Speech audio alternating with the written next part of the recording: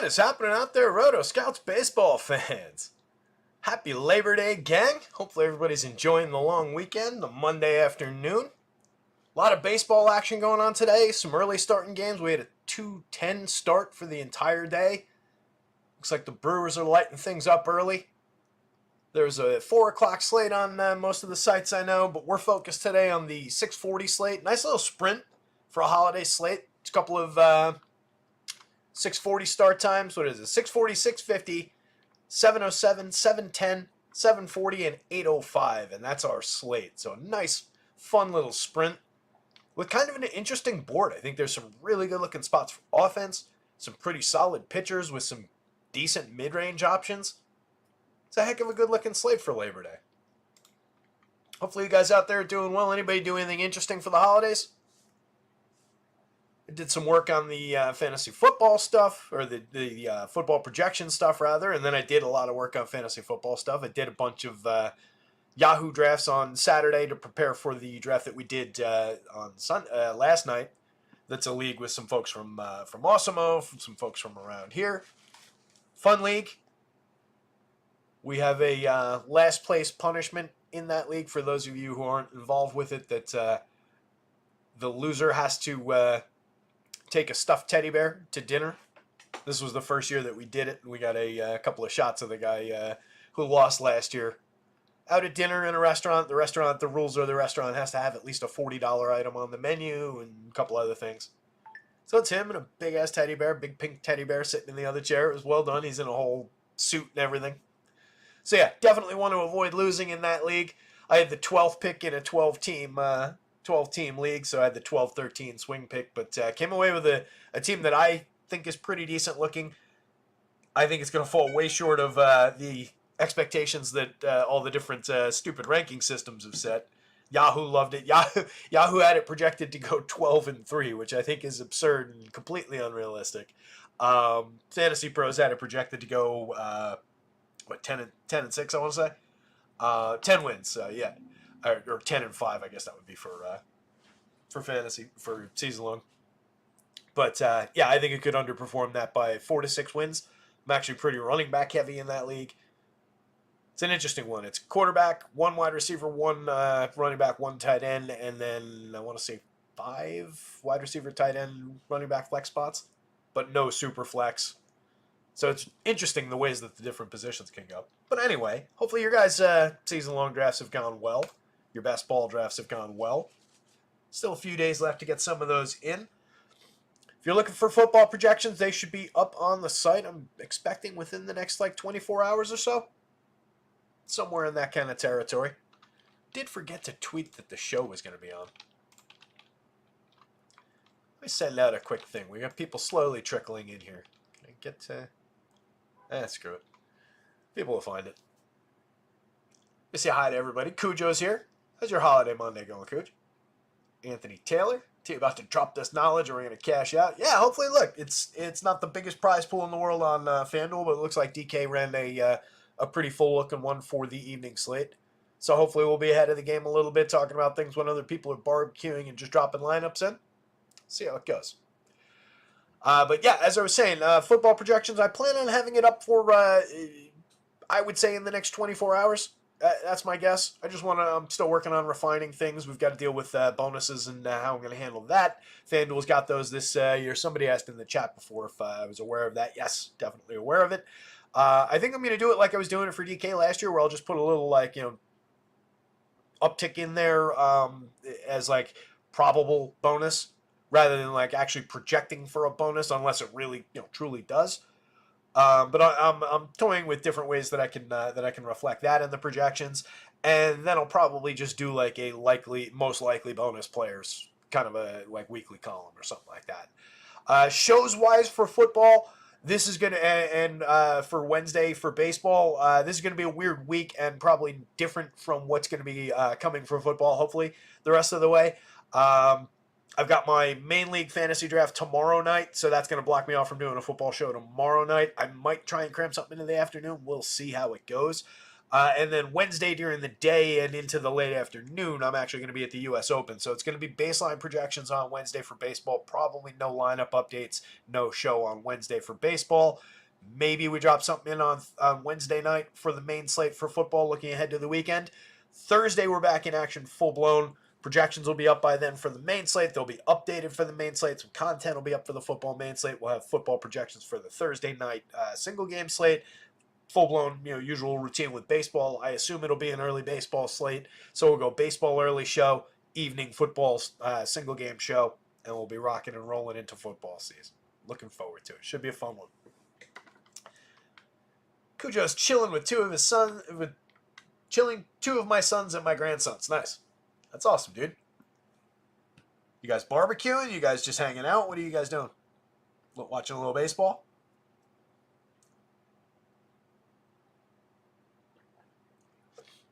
What is Yahoo scoring like? I think Yahoo scoring is like FanDuel scoring, if I remember correctly. I have not looked at Yahoo scoring in forever. Harold Haas, I did horrible yesterday. Never playing DFS again without a video from the GOAT. I appreciate that, buddy. I'm sure that you can handle days where I won't be around like this Wednesday, but appreciate it. Definitely an interesting board. 6 games on deck. Top one up, the more interesting than they were anyway. Tigers at the Padres. Afternoon game, keep in mind, it's a 3:40 start time, East Coast time, so it's 6:40 start time, East Coast, 3:40 start time out in San Diego. It's Joe Musgrove going for the Pods, and Ty Madden is the starter, making his second full start for the Tigers. Madden is kind of interesting just because he's super cheap. He's likely to give us 5 in a full start. It's just that opponent, very low strikeout Padres team on the other side, and they're getting Fernando Tatis back tonight. Not a great opportunity for the young pitcher, but he's very, very cheap. So we're going to have to consider him. Joe Musgrove just looks kind of good, but I do think that Tigers lineup is a little bit frisky despite a very low 3.16 implied total. Zach Littell's on the mound for the Rays.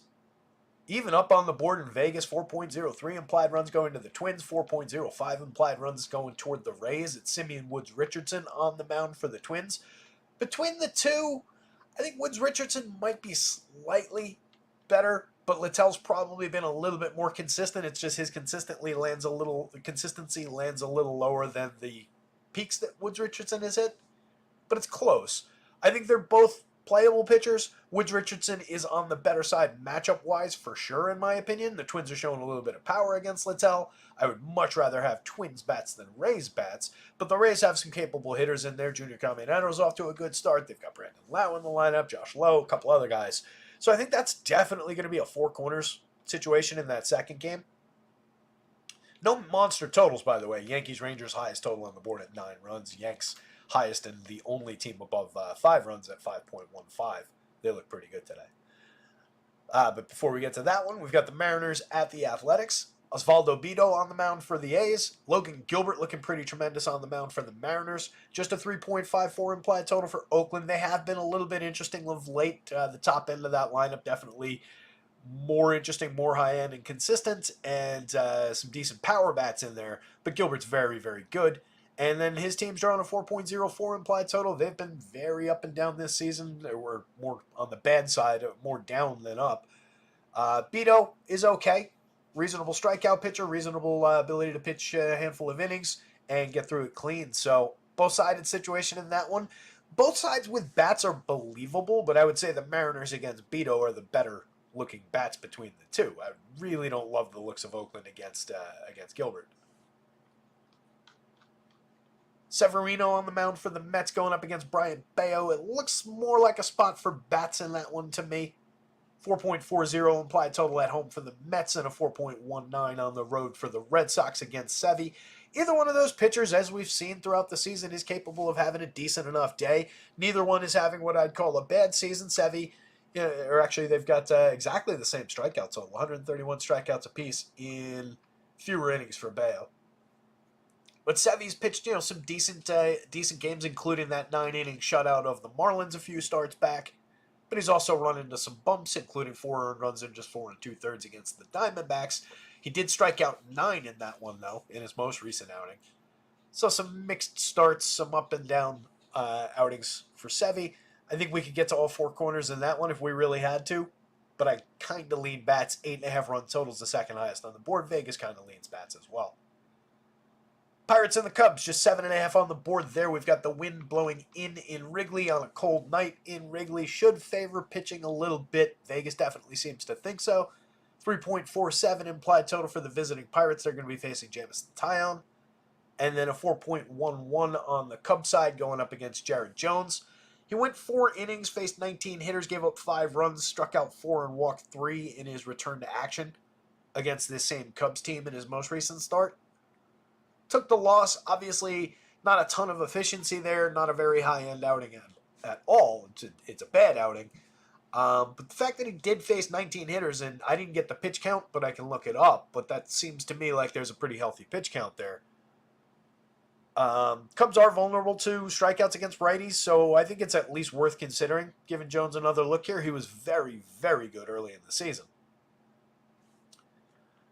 And then Taillon against the Pirates, definitely realistic and believable. 6 2/3 in his last start, just 3 strikeouts, gave up 4 earned runs. He's on a stretch of 3 starts in a row with 4 earned runs exactly allowed.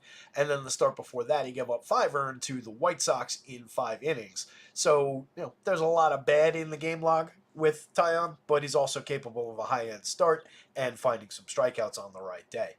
We'll give him a look. Yankees-Rangers, it's kind of all bats in this one for me. Excuse me, it's all bats on the Yankee side and Garrett Cole, obviously, on the mound for the Yankees. He's got the Rangers at a 3.96 implied total. Yankees drawing down against Jack Leiter. I see no reason in the world that we're going to consider Jack Leiter. The Yankees bats look pretty tremendous up and down the lineup. They got Anthony Rizzo back over the weekend. They're looking deep and pretty well set up. So, interesting spot there. Garrett Cole getting a lot of support for the win upside with his Yankees looking pretty good at a 5.15 implied total to lead the slate. And again, 3.96 on the Rangers side. We know that Cole can be vulnerable to the home run. The Rangers are showing a bit of that. I think Seager was at like 12. So there's a little bit of threat against, but on the right day, we can definitely get there with Garrett Cole. Looking at the pitching board, though, he's not the top-ranked option. That would be Mr. Logan Gilbert against the A's. Let me look up that ESPN game log. They give you the pitch counts. Yeah, 83 pitches in that one against the Cubbies, in that last one against the Cubs in 4 innings. I think it's worth giving him another some consideration for another start. And that's right about where we're at here. 8,500, 8,400 with some strikeout upside. I think that's reasonable. Might be a little bit capped ceiling-wise for Jared Jones, but I think that's offset by your price differences. But his ceiling is probably a little artificially capped compared to if you get like a 7-inning good start out of Cole, same thing out of Gilbert. But Jones, for the money, fits right into where he is on this board. But again, starting at the top, 10-5, 9,600 for Gilbert seems pretty reasonable against the A's. A lot of upside for him in that start. A few points out ahead of Garrett Cole with the downside that Cole's seen a little bit in some of his spots this year with the quality of that Rangers lineup as compared to the Athletics lineup and just the general overall total in that game. Cole a little bit more downside, 10,000 versus 10.5, 9,000 versus 9,600. Honestly, just in a raw form, 9,000 for Garrett Cole on DraftKings. Pretty reasonable. Joe Musgrove, a few spots below that, definitely showing some quality against Detroit, 8,300, 8,000. I don't think it's necessarily crazy to pair those two guys. Obviously, pairing Musgrove and Garrett Cole is very reasonable at 8,000 and 9,000 apiece. Taking even Joe Musgrove, though, as an SP1 and going downboard, pairing him with a Jameson Taillon with all the strikeout upside that Rays lineup offers for just 14.5 combined, that's not bad. Taillon is realistic at 6,900. A lot of fair quality through that mid-range with a cheap mid-range today. Osvaldo Bido being 8,600 is honestly a little bit offset from the rest of these guys. I would just take the discounts.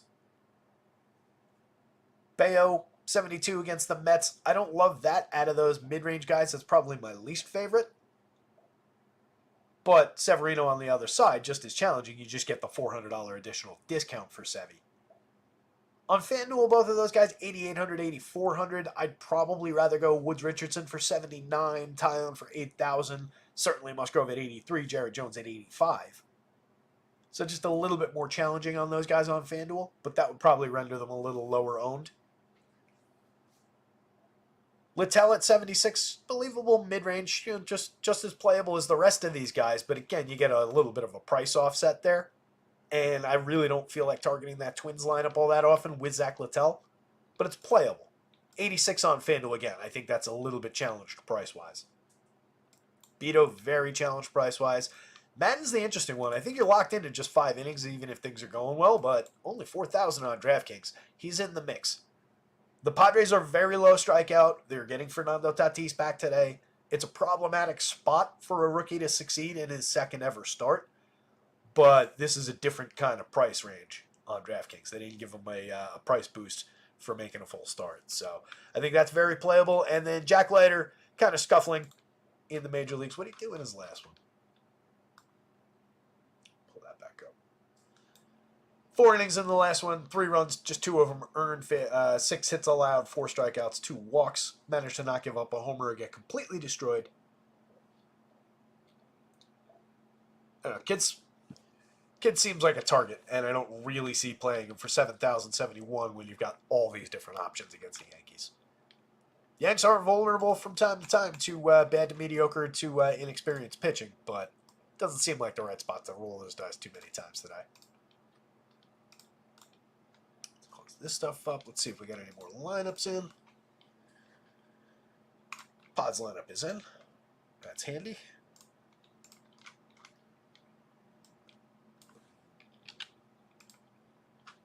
Entirely right-handed pitching slate today. As we get started, hit the like button there, hit the subscribe if you haven't already done that.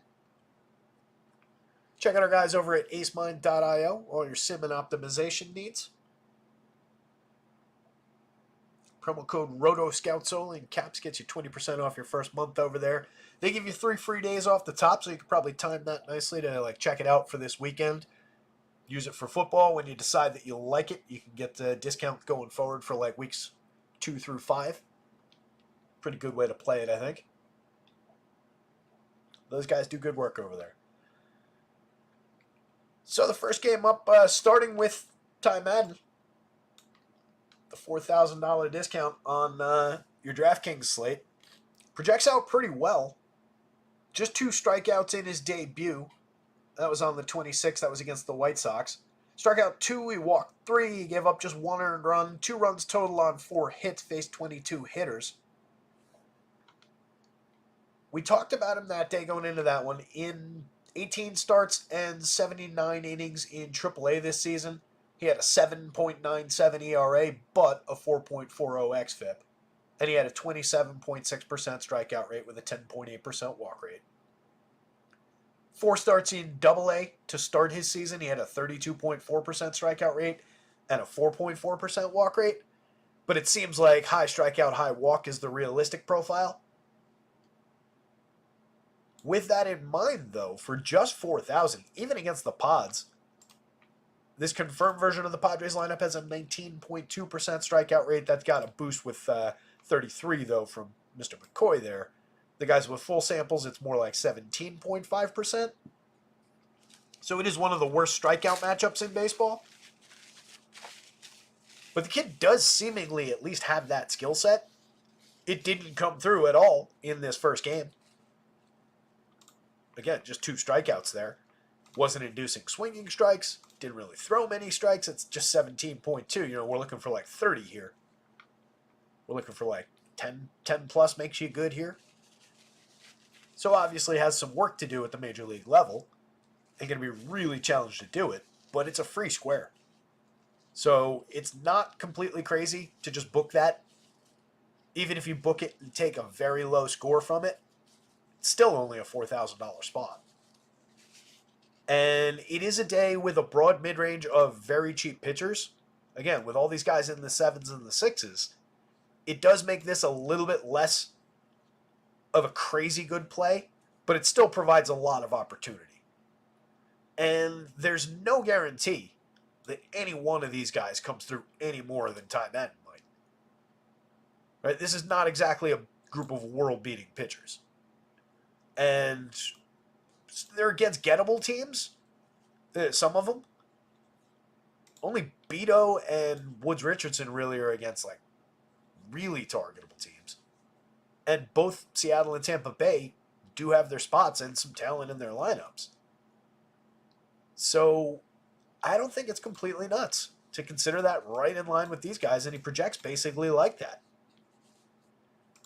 The one thing you will run into is he's probably going to be limited to 5 innings. A little bit of a question with the win upside, obviously. Tigers are a little bit more frisky and a little bit more interesting with all these good young lefties in the lineup, and they've been performing better. There are very interesting bats like Kerry Carpenter in that lineup. But Musgrove's really good. For 8,000, for 8,300 across sites, definitely seems like a strong option as one of the top few pitchers on the board. In his 14 starts this year, he's got a 4.44 ERA with a 4.10 xFIP, a 21.4% strikeout rate overall, reasonable 6.4% walk rate. It's allowed too many barrels so far, a little bit too much hard hits and exit velo. It's amounted to some home runs. It's not completely tragic here, though, and the stuff is still profiled out really strongly. Nice 12.3% swinging strike rate, a 29.2% CSW. There's nothing wrong there.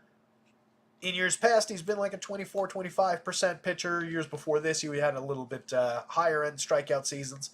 But he's always been good for limiting runs, for keeping power roughly in check, limiting launch angle around 12 degrees, which is where he's at these days.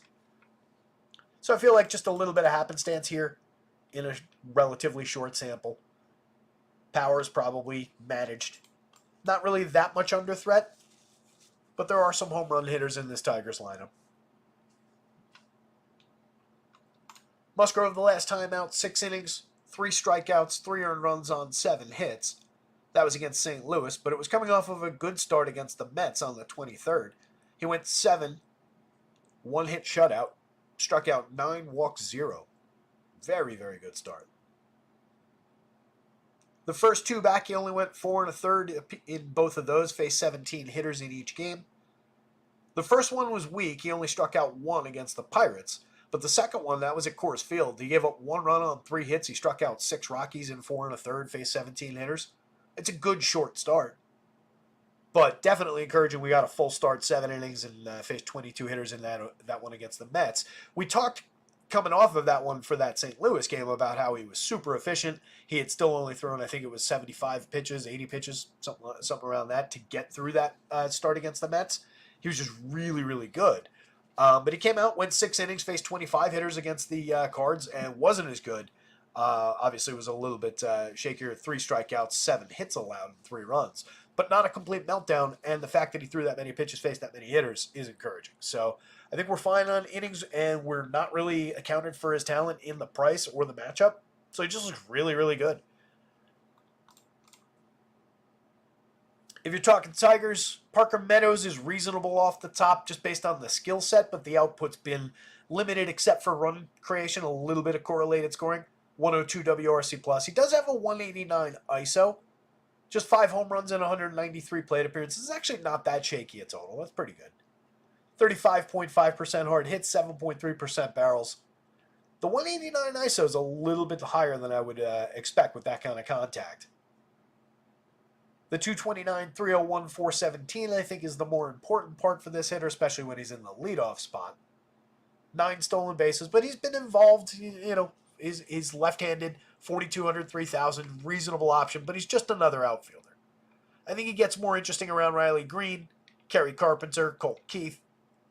Matt Vealing's fine in the middle there. He's also cheap. But the lefties there, the 3 bigger lefties are the interesting hitters. 53-34 is reasonable for Riley Green. 20 home runs on 13.7% barrels, 44.9% hard hits. A 222 ISO with a 133 WRC plus this year. Very, very reasonable bat. And if Musgrove has a day where he's given up this kind of contact, there's upside there. 7.09 in the home run model. And everybody else in this lineup is cheap. More so on DraftKings because they've got Carpenter at just 46. 35 on FanDuel for Carpenter, more expensive than Riley Green. Not incorrect. DraftKings still giving you a little bit of a discount there. So you can stack up Tigers against Musgrove if you're inclined to do that at, I believe, the lowest total on the board. Yeah, lowest total on the board. It's right there for you. Vierling for 41.29 has 15 home runs, a 180 ISO on the season. He's created runs 8% better than average. He's hitting the ball pretty hard. Not really striking out a ton, not really drawing a ton of walks, so he puts the ball in play a decent amount of the time. Fits in just in the outfield on DK for a fair price. Outfield and third base. Third base is an interesting position on this slate. There's some quality guys, but there's also, no mandatory guy. Like Manny Machado is one of the more high-priced FanDuel third basemen on this slate. Jazz Chisholm is on this slate at third base. Who the hell else? Rafi Devers obviously is a high priority third baseman on this slate. Royce Lewis is on this slate. But there are ways around that, and if you're stacking it up for cheap, plugging in Matt Vierling at third and taking a stack that has high-end outfielders, not a bad option. Kerry Carpenter for $35.46. Again, high-priced on FanDuel, worthwhile on DraftKings, and definitely playable here if you're going to this team. He's a top priority bat. 17.1% barrels, 45.9% hard hits on the season, 14 home runs, a 303 ISO with a 158 WRC plus and 227 chances, 14 homers and 227 plate appearances. That's what we're looking for. Kerry Carpenter's just good. DraftKings does not have him priced correctly. Colt Keith, not a monster rookie season, but not bad. 12 home runs, 7 steals, an okay slash line. Just a 128 ISO is disappointing. Hasn't made the best contact in the world. Capable of a lot more premium contact than this. He has been low strikeout, medium walk, so he puts a lot of balls in play. Just a 97 WRC plus. That's come and gone a little bit around the on base and around the extra base hits. But on the right day, he's pretty high end. Lefty bat for a fair price at second base. Ideal positioning for going with your cheap stack. Spencer Torkelson at 42.31 has been pretty good since they called him back up to the show. We're up to 6.8% barrels and 41.1% hard hits overall. We've got 8 home runs and 290 plate appearances now. A 167 ISO. I believe it's 5 home runs since coming back up. Don't quote me on that. But he's been hitting. He's an interesting bat who hit 30-plus home runs in the show last year. He's only 31 on FanDuel. He's 42 on DraftKings.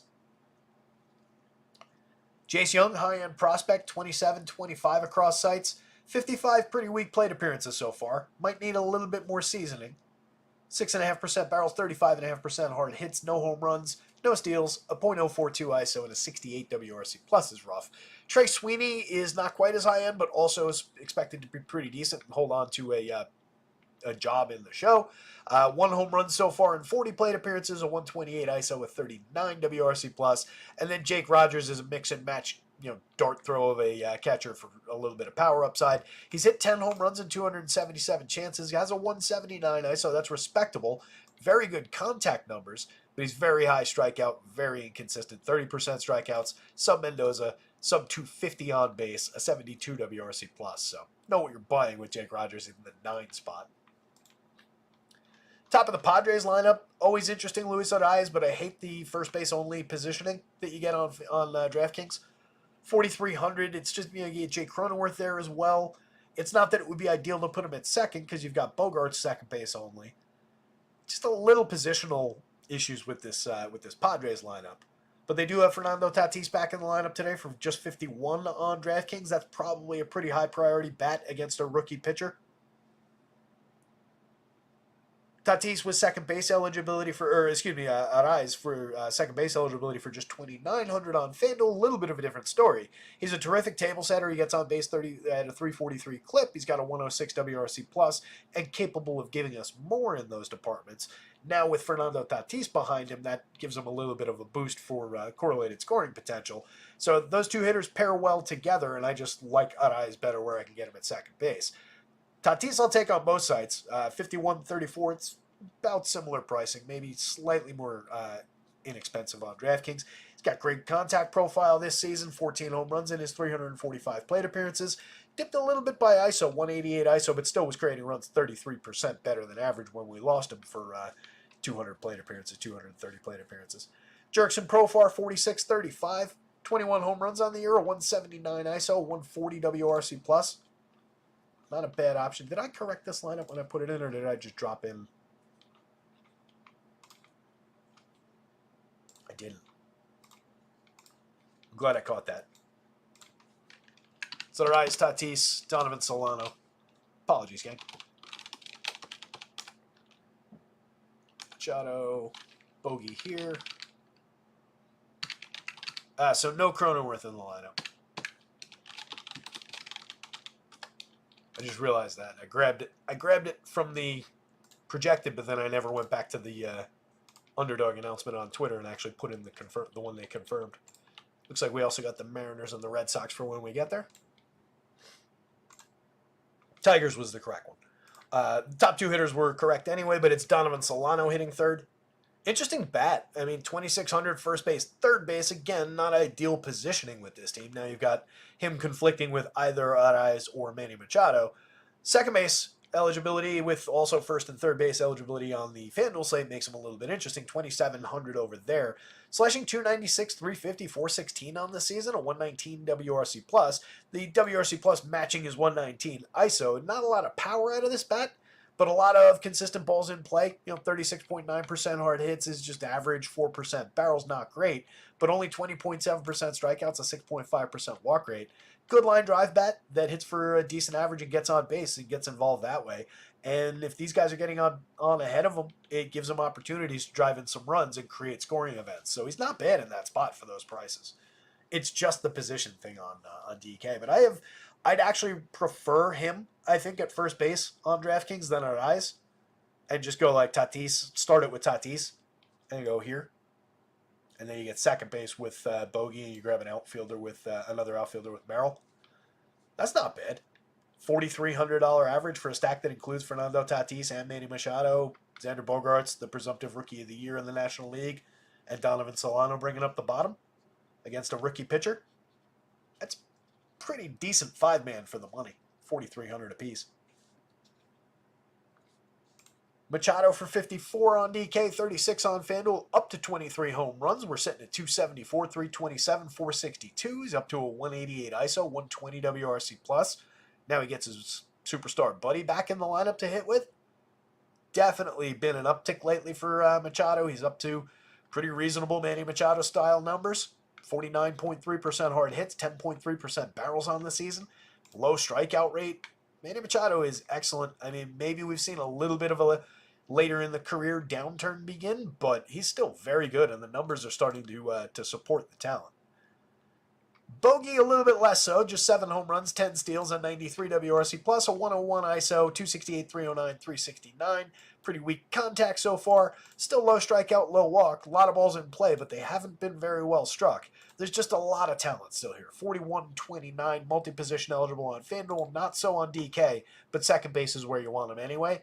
I'll continue to go to the well with Xander Bogaerts. I think there's plenty of talent. He's still hitting for a decent average, and given opportunities, he would produce. So I think we're all right going there for the cheap pricing. 4,700 is still pretty affordable for Jackson Merrill, despite 21 home runs and 16 stolen bases as a rookie, despite a 203 ISO, despite a 126 WRC+. plus. The fact that he's constantly putting the ball in play behind an 11.1% barrel rate and a 43.8% hard hit rate. He's sitting at just 17.8% strikeouts and 4.7% walks. So that gives us a massive amount of balls in play to work with from a guy slashing 289, 321, 492. He's just been tremendous. Remains affordable on DK. 34 on FanDuel, a little more expensive relatively, but totally playable. David Peralta, mix and match quality veteran.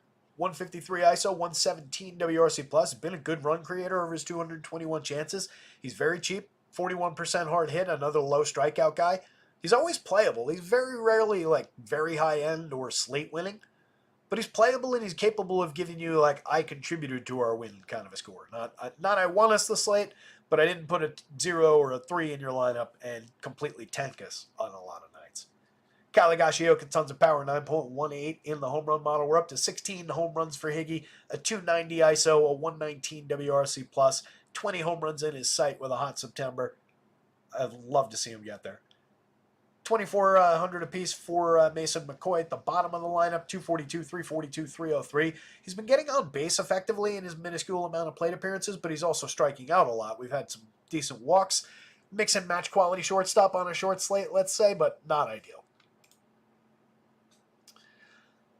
I think this has to go Joe Musgrove, Padres bats.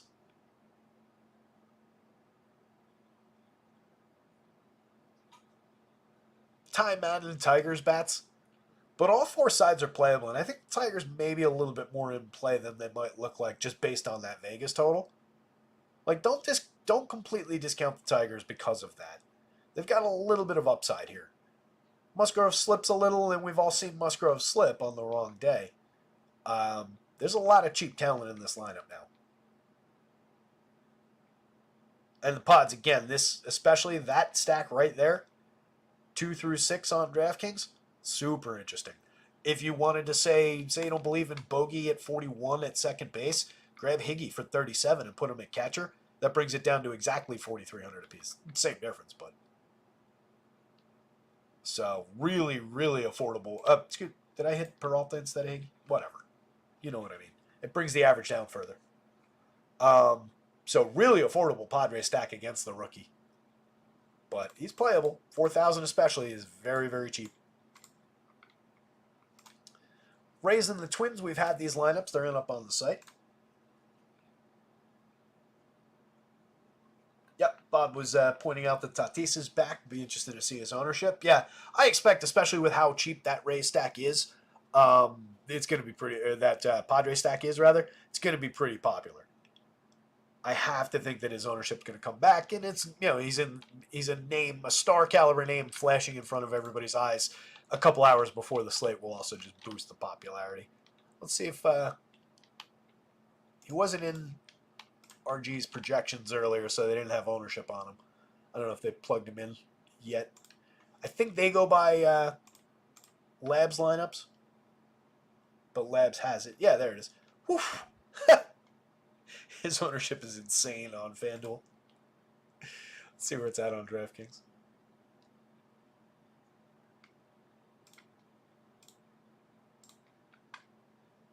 Yeah. For RG's numbers, the Padres are going to be really popular in general, and particularly so on DK. But then Fernando Tatis on FanDuel is actually, I believe, yeah, he alone is the highest owned point at any point for the Padres. But the entire stack is pretty popular. On both sites. So the pods are going to be popular, and Ben's getting a little love from them ownership-wise on FanDuel, but I bet he's getting more on DraftKings. So it seems like the whole industry is going to go both-sided on that one. Actually, lower mid-single digits. That's interesting. They've got him projected like a point and change lower than I do.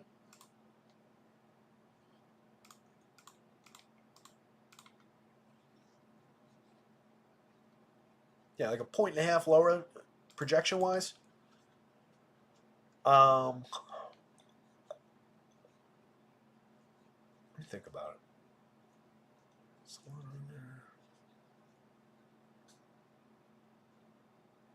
Yeah, I think that if they're right about that ownership in the mid single digits on this Madden 4000 play.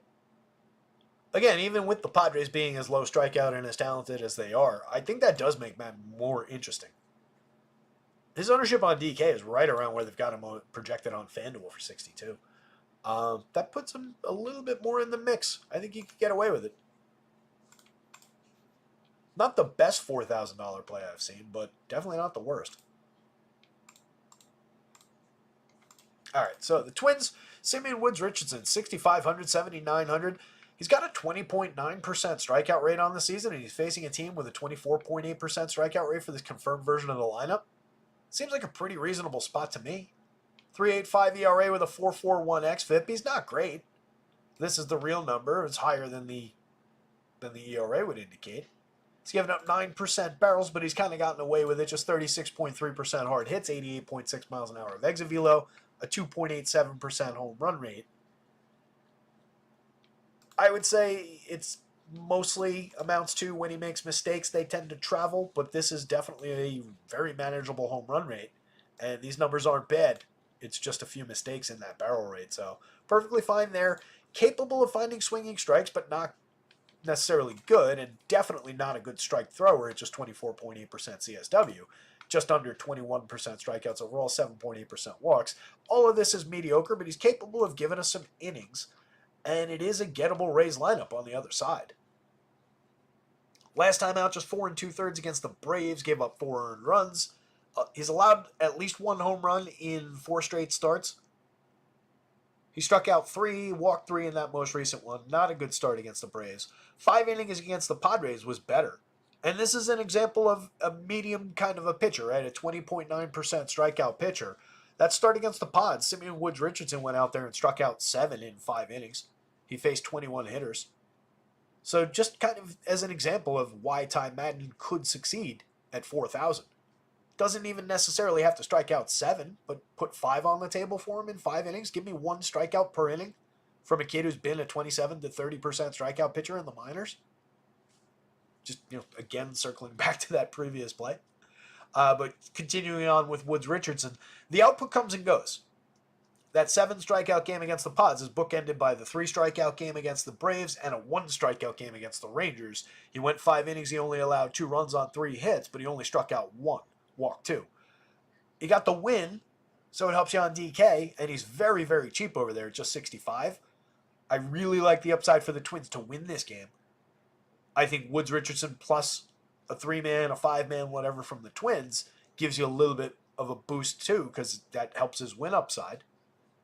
On FanDuel, a quality start is in play, but it's a little bit less realistic. He hasn't completed the 6 many times. He was doing it a little bit more frequently. He went 6 on the 23rd, on the 7th of July, on the 20th, and on the 8th of June. So there was a run of 1, 2, 3, 4, 5. It was like 5 out of 8 starts, 5 out of 9 starts. He pitched at least into the 6th inning, but it cooled off recently. Late July, August, he's been shorter started. He went 7 innings on August 10th. Other than that, he had 6 innings on July 23rd. Every other start in late July and August, 3 1/3, 4 innings, 5 innings or less. So the quality start's a little bit shaky for 79. I do think there's good strikeout upside, though. Zach Littell at 76.86. Much better looking at the price on DraftKings. But that said, look at the price offset with this guy in the better matchup. So 76 is still not a great price over here. It's perfectly fair, but the way that it fits into the overall board for the matchup, I don't think is all that great. 86 over here is definitely not that appealing. Littell's a little bit better on the strikeout number, but not by much. A 21.1% strikeout rate is not exactly a lot higher than a 20.9%. He does walk fewer hitters, 4.7% walks. He's got a better xFIP at 4.09, similar ERA in the 3.89 range. 10.7% swinging strikes, just 26.6% CSW. They're basically the same in that. A little bit better for strike throwing overall, but still not good and only a couple percentage points better. Giving up a very similar barrel rate and launch angle, very similar contact numbers overall. A few more home runs, but again, it amounts to happenstance as far as the difference between these numbers and most particularly this and this. That's probably 3 home runs that got out of ballparks against Littell that didn't against Woods Richardson, despite being hit almost exactly the same way. A little bit more hard hit against Littell overall. A little bit more exit velo. So very good reasons to believe that both of these pitchers could completely fail and both of these stacks could come through. But there is upside for both pitchers to have a decent enough day for their prices. 23.2% strikeout rate for this confirmed version of the Twins lineup. That includes Brooks Lee at just 14%. Let me give him a little... He's in there, but if we ignore his low sample, it goes to 24.3%. That said, I do think he's realistically low strikeout, and he is actually in the lineup, and we're 114 plate appearances now, so it's not a nothing sample. I think the Twins are super playable against Zach Littell. I actually have them in my placeholder right now. Kind of intrigued by the power numbers that they're showing against the power that he's allowed this season. Most particularly Royce Lewis, obviously, here at the monster 15.71. Very, very interesting. He's sitting on 13.6% barrels and 40.3% hard hits. He's hit 16 home runs in 227 chances, a 299 ISO. He's obviously cooled off from that I hit a home run every single day kind of a pace that he was on for a brief part of the season a little while back. That's basically Shohei Ohtani these days. I feel like every day for the last 2 months, somewhere between like 8 p.m. and like midnight, I get a Shohei Ohtani is at a home run notification from Yahoo. It's just like like clockwork every single day. Not as much anymore with Royce Lewis, but there was a stretch. Still a very good power bat, 34 at third base on FanDuel, 5,000. Pretty reasonable on the DraftKings slate. Up at the top of the lineup, you get Willie Castro, just a shortstop on DraftKings. FanDuel still giving him 4 positions, 2,900 over there, 4,300 on the DraftKings slate. Doesn't hit the ball particularly hard, but not bad. 7.1% barrels, 36.4% hard hits. Doesn't really avoid strikeouts, but not a completely terrible strikeout rate at 24.4%. It's worse than average, but not completely awful. 8.4% walks is okay. It's not great. Doesn't completely offset the strikeouts, but it's also not nothing. 336 on base settles in, decent on base option. For correlated scoring from the top of the lineup. He's got a little bit of power with 11 home runs on the board. He's got a little speed with 12 stolen bases. Gives you a little tiny bit of everything. He's not a star in any one thing, but he does have a decent 112 WRC+. He's a good way to get a twin stack going, and for the cheap price with all the positioning on FanDuel, he's kind of a Swiss Army knife, so he's interesting up at the top of the lineup. Trevor Larnach for just 3,000 has pretty decent power from the left side against a mediocre righty. 9.9% barrels, 44.8% hard hits this year. Last year it was 13.3 and 49.6%. Year before, 11 and 43.8. He's hit 14 home runs and 326 plate appearances. He's got a 192 ISO, a 118 WRC+. The sites are both not completely giving him credit. He should probably be like 32, 33 on FanDuel. On DraftKings, I don't know what the hell they're doing. 3,100 is just silly. Like, look at these numbers. I mean, that's a really good half of a season. Extrapolate, that's a 30 home run season. Last year, he just hit 8 in 212 plate appearances. That's not terrible. 202 ISO and 99 WRC+. Year before, more limited. But, I mean, this is demonstrable growth year over year. He's crushing the ball when he makes contact and always has. He's relatively low strikeout this year. Last year, it was egregiously high.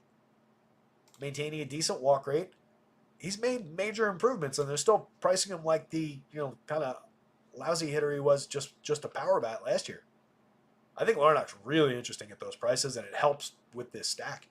Jose Miranda, 3,900, 2,600, a very good line drive hitter, very good at getting involved, creating scoring events. 301, 342, 473, not a monster power bat, but a guy who stings the ball on a line drive, keeps it in the ballpark, doesn't really strike out, doesn't really draw a ton of walks, so he's always putting it in play. 301, 342, 473, a solid 172 ISO. That's not spectacular, but it means you're hitting some doubles. 129 WRC+, most importantly. A lot of run creation. Matt Wallner, tons of power from the left side. 10 home runs and 181 plate appearances, a 307 ISO. 9.61 in the home run model might not be giving him enough credit.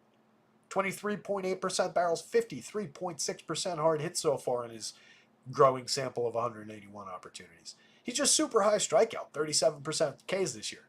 9.9% walks. He gets on base a little bit. Obviously, that's a great on base percentage. It'll probably come down with more plate appearances. But he's been really good, and especially on DraftKings at 38, he is very, very cheap. We've talked about the Twins being so crazy cheap a few times in recent weeks, and this is maybe the most egregious example we've seen of it on DraftKings. Any way you stack them, top 5, 4,000. I was going to say, I bet we're in the threes. So, any way you stack them, it doesn't include Royce Lewis, you're in the threes. 3,600 if you leave Royce Lewis out and just grab Max Kepler.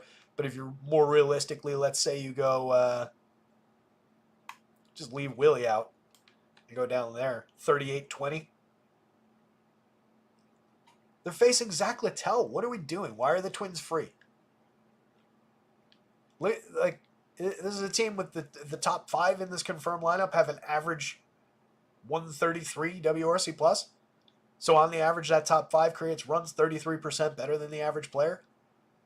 The bottom half of the lineup, Max Kepler's not having a good year. 93 WRC+, 8 home runs and 399 plate appearances. Not a good Max Kepler season, but still a really capable veteran left-handed bat. For 3,300, 2,600 in the outfield, Max Kepler can't hit a home run today, can't hit 2 doubles and drive in 4 runs against Zach Littell. Come on. Brooks Lee, tons of balls in play, 14% strikeouts. Just doesn't hit the ball hard so far. But 2 home runs, 3 steals, 252, 307, 330. He's all right. Mix and match quality player. Edward Julian has a bunch of power. 13.1% barrels, 44.9% hard hits last year. Hits the ball very, very hard. 38.9% hard hits, 9.9% barrels in a bad season this year. He strikes out way too much. 34.7 this year, 31.4 last year. But he draws a bunch of walks. Gets on base at an okay clip. That could go up, and it would make him a much better ball player. But for 2,700 at second base, 2,500 at second base on FanDuel, he offers enough that you can throw him into some stacks. Definitely a differentiation piece from the bottom of the lineup. Sucks having him hit 8th. That's not ideal, but there's upside in Edward Julian. Don't leave Edward Julian out of all of your twin stacks. If you're building one, fine. You can not use him. I prefer the top 5 myself. Probably go to Max Kepler in the 6th spot first. But by my second lineup, I'm definitely clicking Edward Julian into that second base spot, or at least considering it strongly. And by my third lineup, 100% guaranteed one of those 3 lineups has him in it. Christian Vasquez a lot less so. He's just a placeholder catcher. 7 home runs on the season, a 120 ISO, a 68 WRC+. Mix and match quality. He is playable, but he's by no means a priority. On the Rays side, they're just as playable. Johnny Diaz, 4,000, 2,900. They're also very cheap. Somehow it looks like the Twins are a little bit cheaper, though. Diaz not having a great year, 12 home runs, 129 ISO, mediocre slash line for him, but still a 115 WRC+. The 335 on base in a vacuum is pretty good. The 49.4% hard hits is pretty good. It just pales in comparison to where we've seen this player over the last 2 years. But that's also why he costs 4,000 today, 2,900 on FanDuel. Brandon Lau with first base, second base eligibility on DK for 51. You're probably not skipping Johnny Diaz just to play him at first base because he's better at second base anyway, but he's got the positioning. $3,100 second baseman on FanDuel. He's got 16 home runs and 340 chances, a 234 ISO, 130 WRC+. Pop that in a lineup with Junior Caminero, who's up to a 200 ISO, a 125 WRC+, with 3 homers on the board and 2 steals in just 73 plate appearances so far. Caminero's not going back down. This kid landed, and he looks like he's basically there. He looks like he's got all the seasoning he needs. 10.2% barrels, 53.1% hard hits. Hasn't struck out too much. He's drawn some walks in the small sample of plate appearances. One of the top prospects in baseball, looks ready to rock. Josh Lowe, 4,400, 3,000, 9 home runs, 18 steals, and 292 plate appearances. Not a bad option. 103 WRC+, coming off a better season last year, but the numbers are starting to look a little bit better, especially the counting stats. The premium contact is there, 10.6% barrels, 45.3% hard hits. Definitely a playable option. Oh, sorry. Yeah, no, that was the right one. I skipped down to Dylan Carlson and panicked there for a second. Dylan Carlson at just 3,100, 2,400 has just a 3% barrel rate, 25.9% hard hits. I greatly prefer Christopher Morel in the next spot. His second base is the eligibility is the reason you would maybe consider Brandon Lau at first base on DraftKings. At least in some lineups, I think that's viable because Morel does have a ton of power. He strikes out a lot. He gives you a lot of zeros. Sub Mendoza average, sub 300 on base, just an 87 WRC+. 21 homers in 538 plate appearances. Very good premium contact. Or let's say good. Last year it was very good. 15.5% and 50%. This year we're down to 10.9 and 40.4. It's been a very up and down kind of a season for Chris Morel, and obviously no longer a Chicago Cub. Ben Rortvedt, mix and match quality catcher at best. Not a lot of power, not a lot of quality at the plate. Johnny DeLuca, 28-25, just another outfielder at best. 195, 265, 305, a 66 WRC+. And then Taylor Wall's not much of an option at the plate. 12 stolen bases, sub 300 on base, a 56 WRC+. So the Rays lineup does stop short at like the 6th spot. These 2 are just okay. These 4 are good. So it's like a 4+2 mix and match guys. Not the deepest stack in the world, but playable against Woods Richardson. This probably goes Twins bats, Woods Richardson, Rays bats, Littell for me. All 4 sides are playable. All four sides are playable, but I have my obvious preferences. Mariners lineup, I think I said we have. We do. Does Labs have it? Tell me Labs has it. Make my life easy. Come on. Seriously?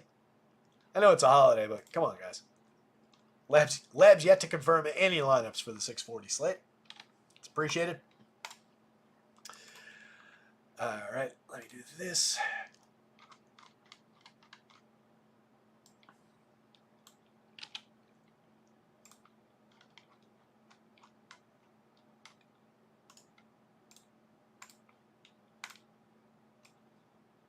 All right, and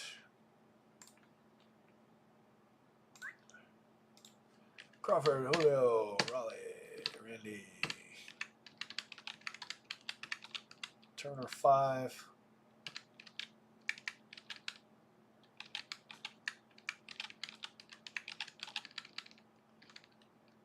Rojas and Robles. I think Robles had a good week last week, but down to the 9 spot now. Not ideal with J.P. Crawford back. All right. Osvaldo Bido, we'll start there. 8,600, 9,000. Challenging prices, but obviously facing a very gettable Mariners lineup that we've targeted all season long. He's not been bad. 3.21 ERA at 24.6% strikeout rate, most notably, and excellent as far as limiting premium contact, inducing weak and medium contact in his 8 starts, his 56 innings. A lot of missed barrels there. But a 21.8 degree average launch means the ball's in the air pretty frequently. And is more likely than not amounts to some happenstance in a small sample. I tend to think he's not going to be able to keep major league hitters to that little contact. But just a 0.88% home run rate, obviously having an impact on the Mariners a little bit. 102 rating by Stuff Plus, not terrible. A solid 11.4% swinging strike rate. But challenge for strike throwing, just a 25.6% CSW. 10.5% walks with that CSW means his whip is probably indicative that he's gotten a little bit lucky as well. And mostly we can focus in on the XFIP, which is just glaringly obvious that he's gotten a little bit lucky. 4.70 XFIP compared to the 3.21 ERA. Last season, in a similar sample of 50 2/3 over 9 starts, he had a 5.86 ERA and a 4.94 XFIP with a 20.3% strikeout rate and 8.9% walk rate. Similarly, weak strike throwing numbers. Was a little bit more gettable for premium contact and power. Obviously, again, small sample, but if we put that together, it's a growing sample, and was decent at limiting home runs and keeping the ball in the yard.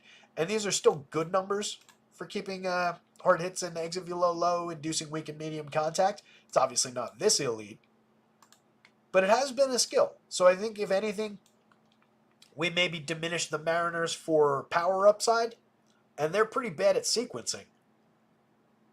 So maybe it just kind of more limits them and their offensive output rather than really putting Bido on the board in a big way at those prices. I think his most challenging thing today is those prices, 86, 9,000. But if we also consider the high walks, the problematic XFIP, the bad numbers from last year, the lower strikeout rate from last year with a probability of regression back to that kind of a standard, given the lack of significant strike throwing. The one thing we need to help him out to go against him there is for these hitters to draw some walks and maybe not swing and miss at everything, because the swinging strike rate is quite good, but he's not working that much for strikes in the zone. This Mariner squad, for all their flaws throughout the year, this version of the lineup has, 6 guys at a double-digit walk rate in this game. Not insignificant samples either. All of them 300-400 plate appearances plus. There's a lot of high strikeout rate in there. There's a lot of guys that will go up there flailing. But if they establish, hey, goal, guys, is this kid's got a little bit of an issue with the walks. Let's get up there and keep the bat on our shoulders a little bit. Wait for our pitches. This is if I'm managing this team. I think it's a more challenging spot, maybe, for Bido than it might seem on the surface. And the way that those prices fit into the slate makes it challenging. Don't get me wrong. Across 150 lineups, you should absolutely have some. he's got significant upside compared to everybody else that he's projected against. These four guys at the top of the board, a little bit offset with a question mark on Jarrett Jones. Everybody else down here, I'll cut those two guys at the bottom short. All these guys, basically the same, which is why the price makes it challenging. But in matchup, he's probably got the highest ceiling out of that group of pitchers as well. So it depends on how you want to target it. Depends on what you want to pay for. But with a little bit of a slip, a little bit of regression, a bad day for walks, I can definitely see the upside popping up for the Mariners. What you need to fish for then for the stack to actually pay off, though, is does Cal Raleigh get his home run? Does Randy Arozarena manage to do something? You need that big day from one of those guys to drive home, the additional runs that he's getting from the free passes. So that's why I think it's more of a challenge for Beto than it is necessarily a spot to be like, oh, wow, the Mariners might be a sneaky angle into the slate. Given the ability to potentially keep power in check, that could get problematic. The much clearer option, Logan Gilbert against the A's. Looking pretty good. 9,600, 10.5. Seems like a pretty good pick at the top of the board. 3.09 ERA with a 3.26 xFIP, a sparkling 4.7% walk rate with 26% strikeouts. He's an excellent strike thrower, 29.6% CSW on a 14.2% swinging strike rate. Absolutely tremendous numbers there. Stuff Plus loves the arsenal. Very good at keeping the ball in the yard, inducing weak and medium contact when he needs to. 9,600 is affordable on DraftKings. 10.5. I found an easy path to get to that price on FanDuel.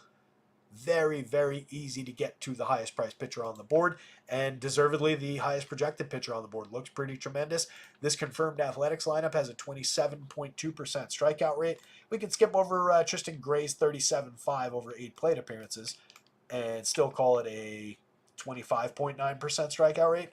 More than enough Ks on the board for Logan Gilbert to pay off a tremendous upside today. I think he's the clear-cut chalk pitcher of the day for a reason, and you just go there. Just take the chalk. Mamba says the Twins are free because they aren't good. I disagree with you, sir. Starkingly as a group, I don't care about as a group. I care about as a group DFS-wise. But like wins and stuff, I don't care. What have they done as a team? Let's see. We got time to screw around today. Let's say, since they're...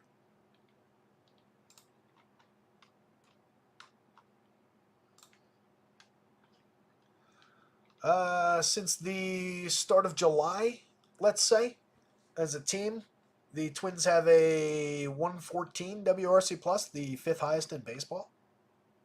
256, 326, 428. Collective 173 ISO, 21.4% strikeouts, 8.2% walks. They've hit 64 home runs. That ranks 16th, kind of middle of the road there. They don't really steal that many bases. 17 stolen bases, but they create runs. That's what they're good at. They're very good at creating runs. They've got a 326 on base percentage over that stretch. That's 6th in baseball. If you want to change that, go to the start of August. Just look at the last month. Over the last month, that on base dips to 314, 16th in baseball. Still a 109 WRC plus overall. That's dips to 10th. 250, 314, 424, a 174 team ISO. Again, it's just a team that's good at drawing their walks, good at getting on base, good at creating runs. Even when they're scuffling for things like power, they're still pretty good. Yeah, over the August stretch, 35 home runs, ranks them 15th. So I wouldn't say they've been bad recently. Shh, don't say that, Mamba. Shut up. Yeah, the Twins fit together exceptionally well with the Yankees. Especially if you forgo the top two options on the Yankees and focus on some of the Yankees' quality in other spots. Very, very well. And gets you to good pitching. If you want to go cheap, or expensive bats and cheap pitching, then it actually gets more challenging to stack those teams together because you've got Judge and Soto in the mix with all the quality outfielders on the Twins. But there's a lot of ways to put those two teams together with all the multi-positioning and everything. Don Pleback on bullish. Don't play back on bullish. Bullshit. What's a good first baseman for DraftKings? It's the easiest way to answer that question without going to every single game on the board. Probably this.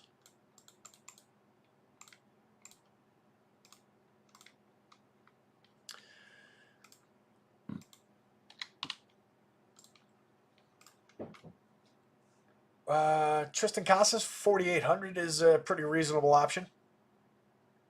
Why is Vientos' salary not coming up?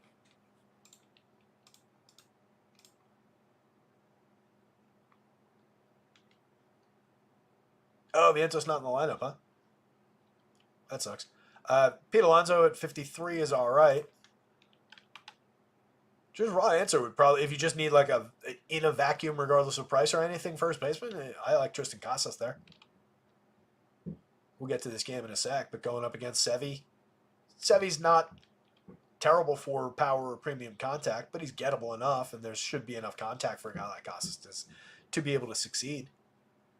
If you've got a little bit more to spend, though, Alonso's got an 8.93 in the home run model. It's a little lower than the number that Casas is pulling. If you want to get cheap about it, Anthony Rizzo is actually the home run pick of the day at just 3,900. Lefties play fairly well in this Texas ballpark, going up against a very gettable pitcher in Jack Leiter. I just think Rizzo might be a little popular. Not like crazy popular, but actually, I mean, between him and Tristan Casas, Casas is probably a little more popular. This Yankees stack is going to be popular in general. But there's some options for you anyway. A couple, a mid-range one, a high-price one, and a cheap one.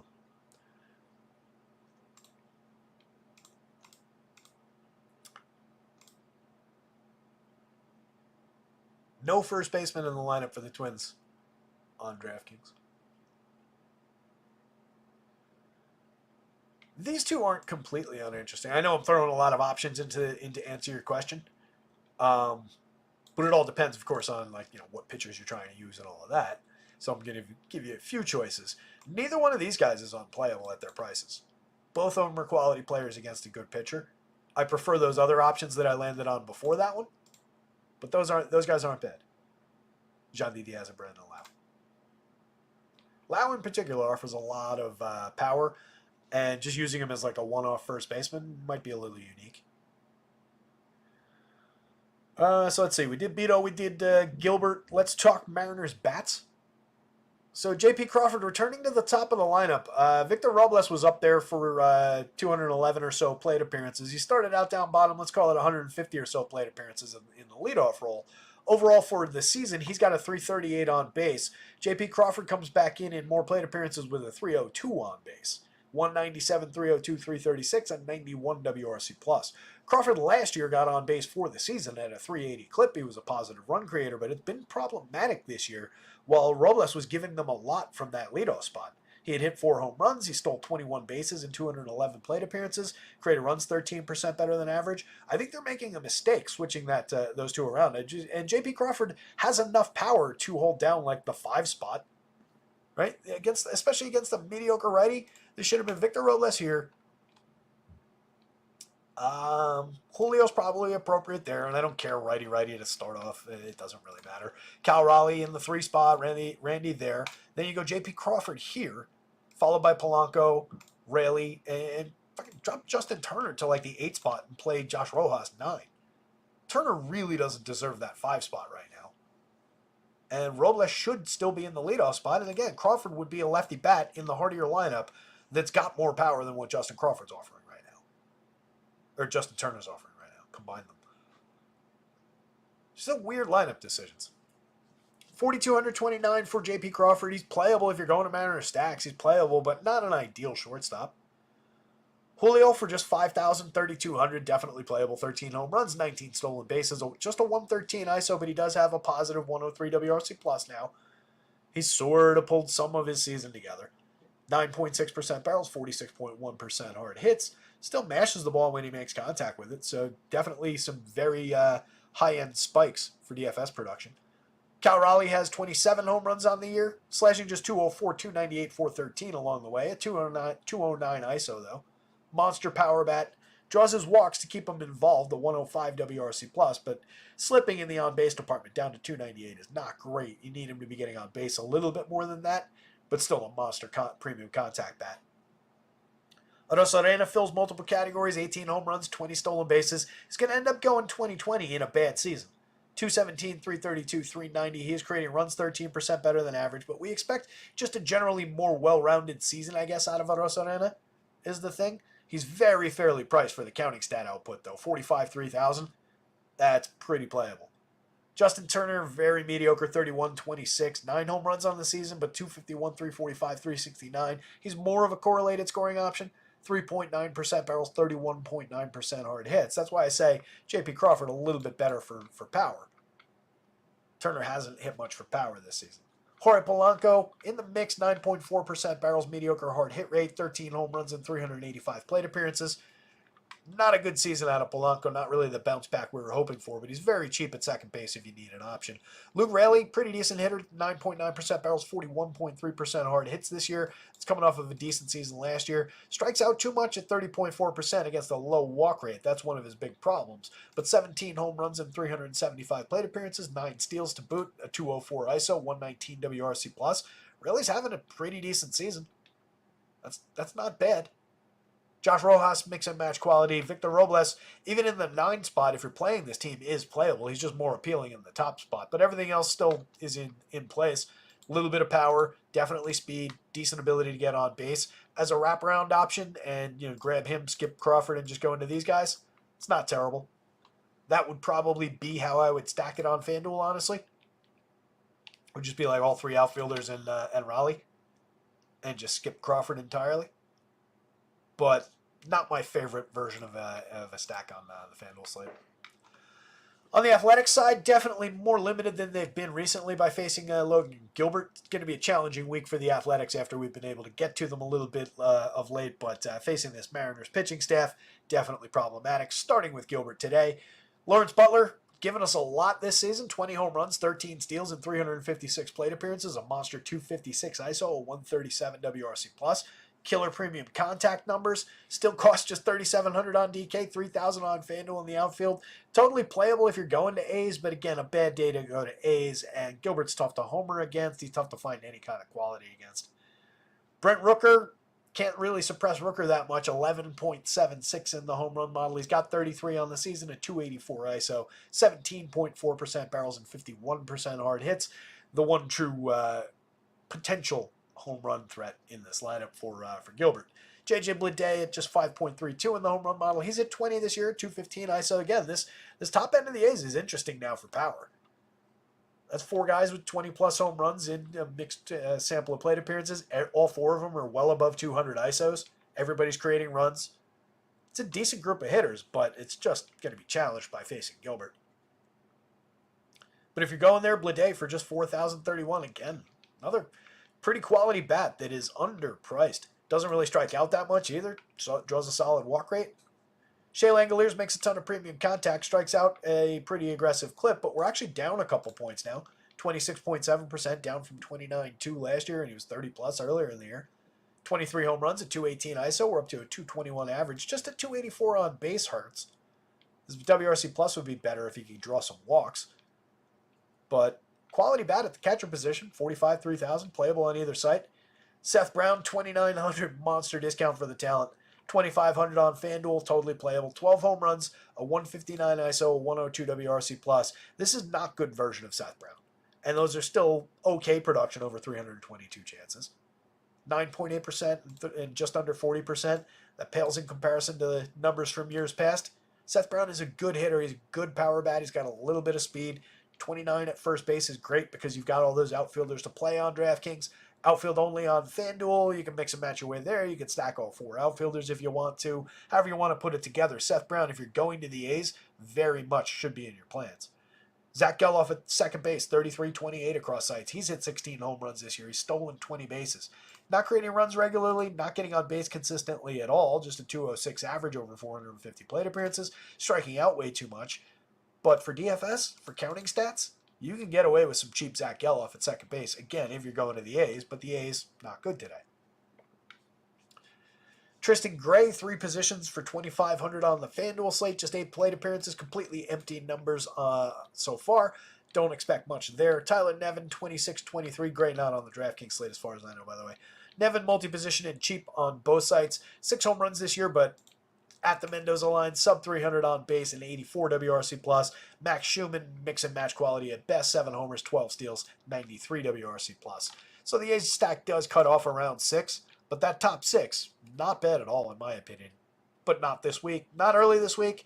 I don't know who they're playing second half of the week, but against the Mariners, they're going to be pretty firm nose throughout the week. You can get a little different, I guess, targeting the top pitcher on the board, but Gilbert's really not a good option for doing that against. Last time out, he blanked the Rays over 6 innings, 4 hits, 10 Ks. He did give up 6 earned runs in the start before that, over 4 2/3, 8 runs total on 7 hits, but that was against the Dodgers. Gave up 3 earned to the Pirates in 6 1/3, struck out 6.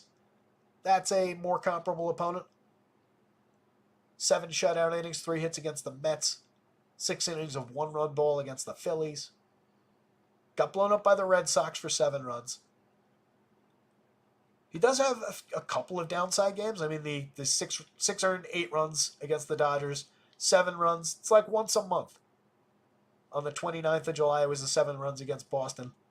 Dodgers on the 21st of August. Then you got to go back to May 9th. He gave up 8 earned runs in 4 innings to the Twins. But other than those, there's a couple of 3 earned run starts in here. There's 1 or 2 4 earned run starts. By and large, we're dealing with 1, with 0, with 2. Gilbert is tremendous. Logan Gilbert way up top.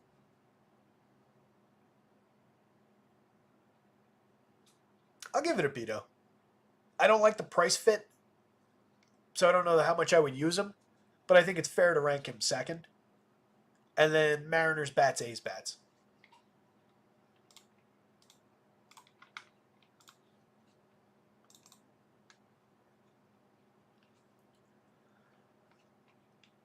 Do I think Verlander's toast? He's like 140 years old. I mean, there's not much left. How old is he? He's 42, I think. 41. Going to be, 41 and a half. I can't imagine there's much left. What do you go? 4 runs on the 27th against Philly?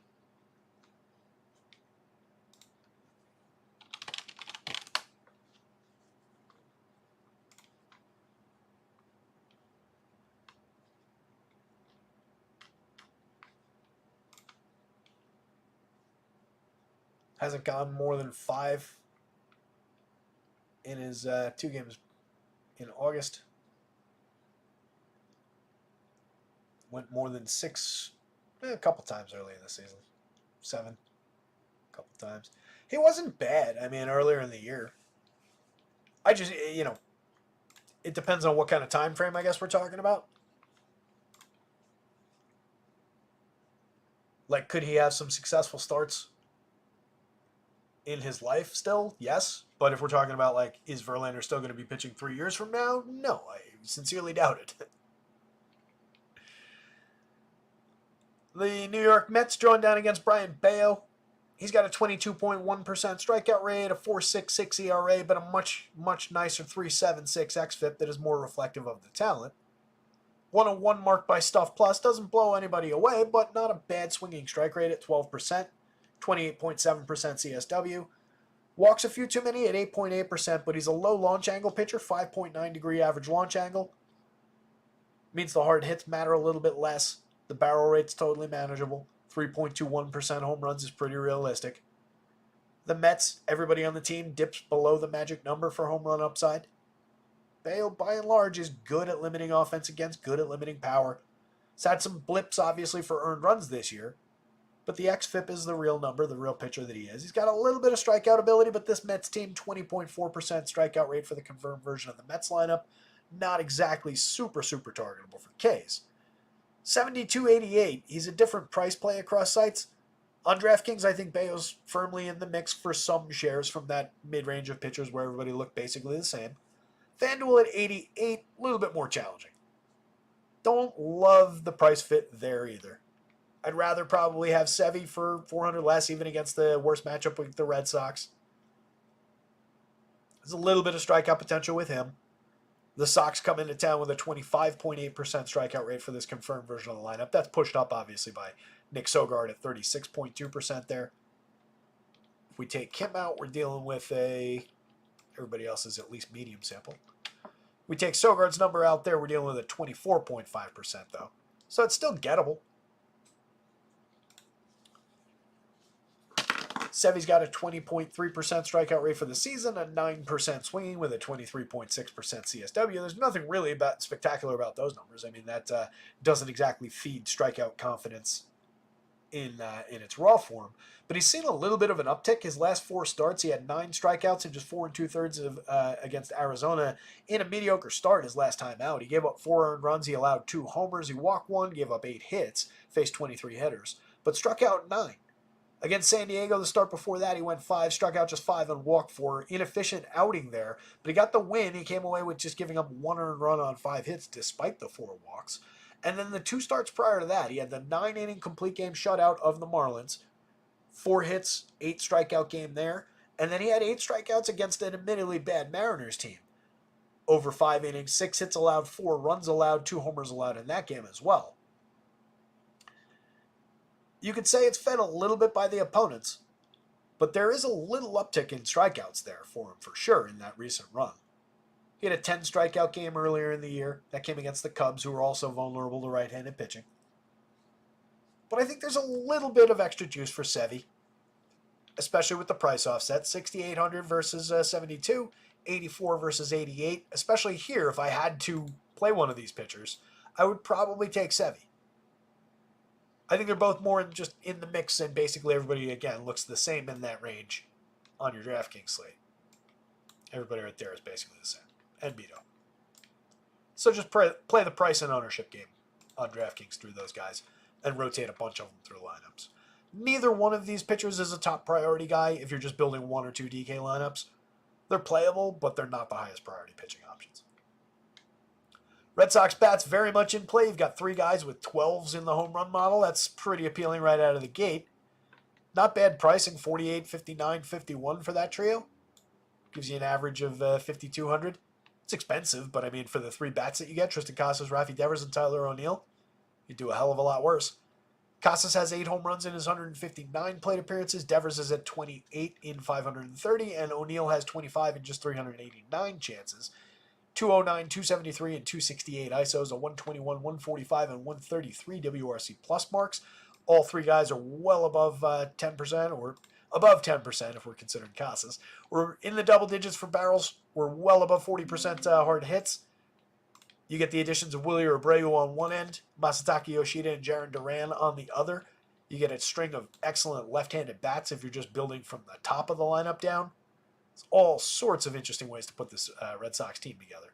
6,200 for Jarren Duran makes it very challenging to get him plus these 3 in the middle. You add him into the mix, you're talking about an average of 5,500 for 4 bats. Yeah, it comes down, let's say you go Yoshida in there. Brings you to 5,180. Not much salary relief.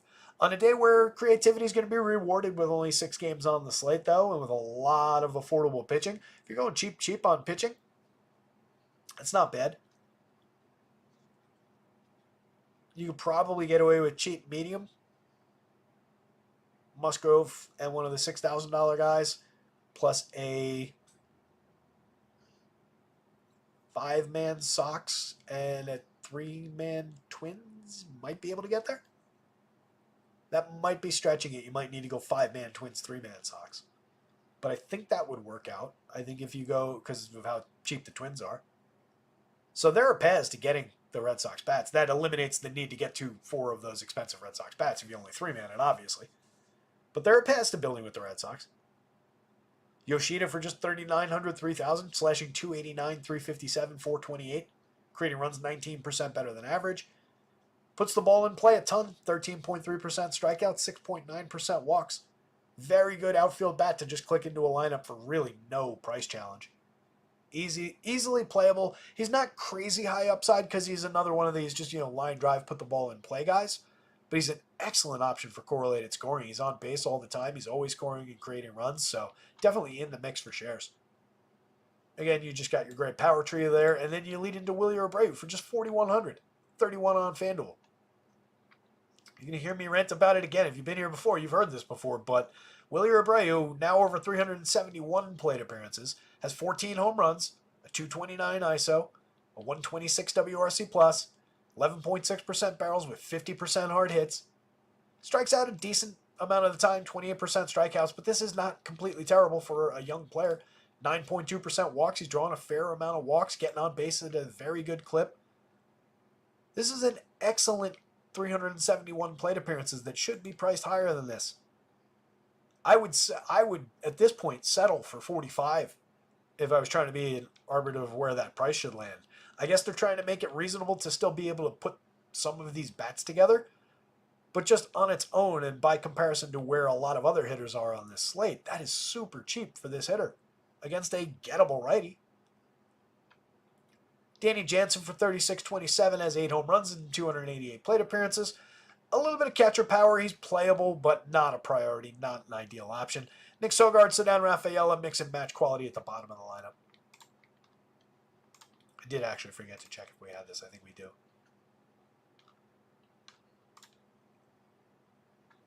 It is a little bit different. Apologies. Abreu moves to the 2 spot, which makes him look even better. Jarren Duran obviously still leading off. You still have the power trio. It's O'Neill, Devers, Casas, though.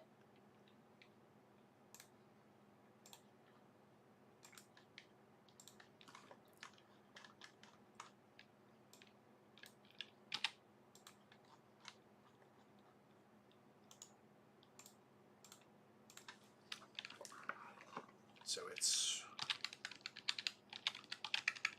Oops.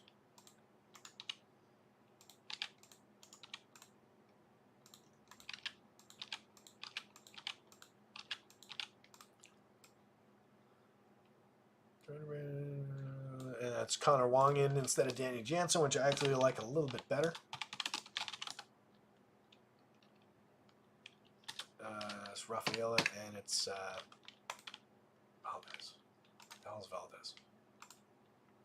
Blanking on. Oh, it's in manual. All right. That's right.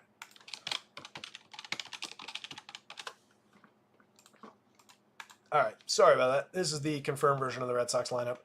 So it's basically the same guys through the top 6, just in a slightly different order. Love Abreu moving up to second in the lineup and staying at those same prices, obviously.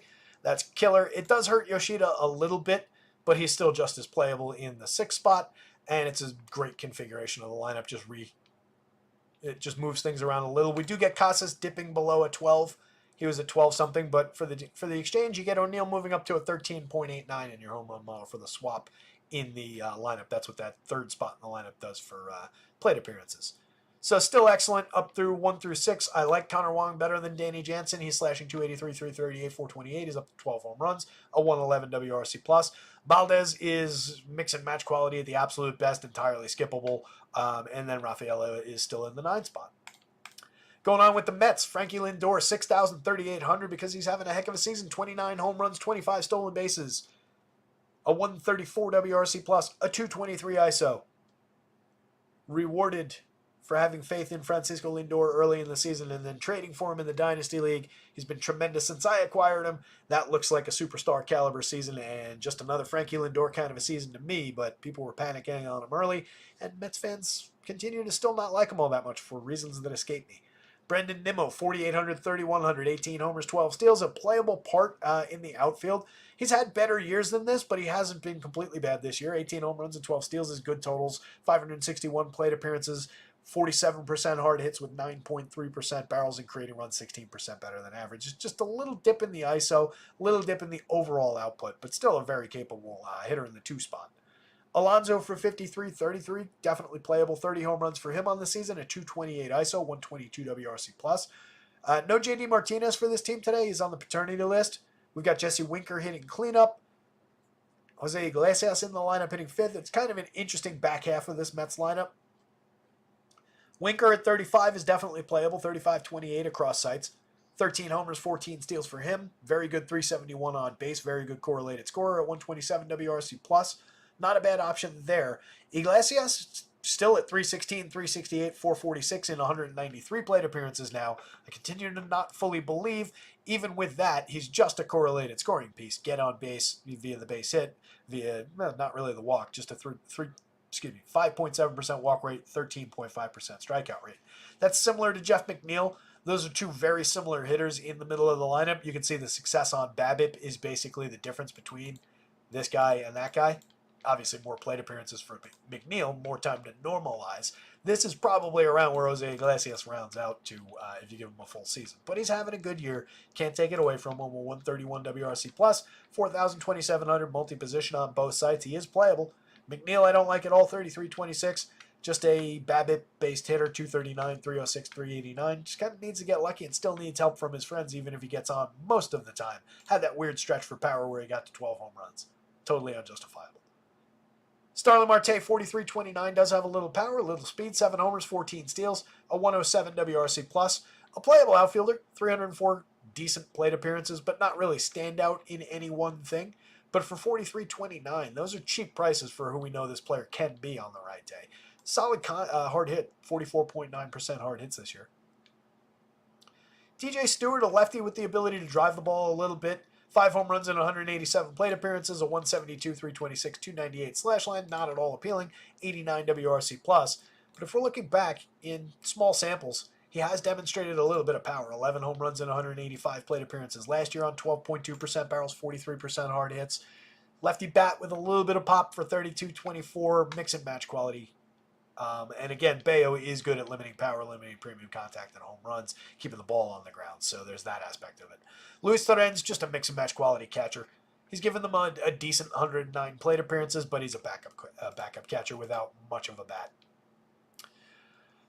This goes for me, Red Sox, Mets, but I do think both pitchers are playable. I would go Sevy over Bayo. But I lean bats on both sides of that.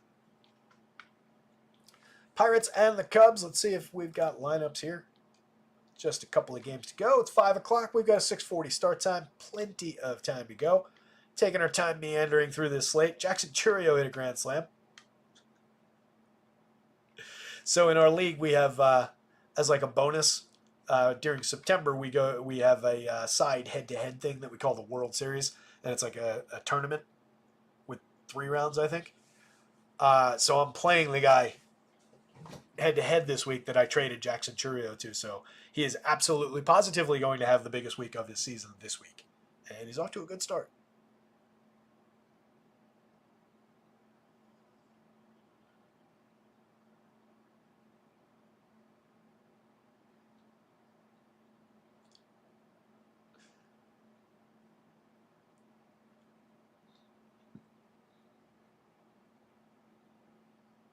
Just gotta text that guy right now.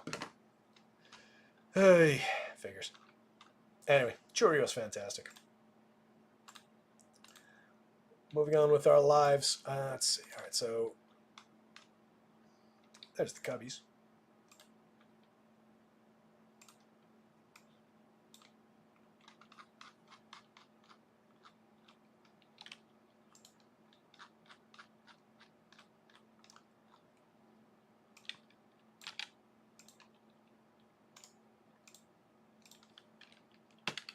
Bush, Suzuki, Bellinger, Paredes, Nico, Dansby, Pete, and Amaya. Labs had that one, right? And I think the Pirates was out too. Yep. Pirates looks different, I think. Yeah.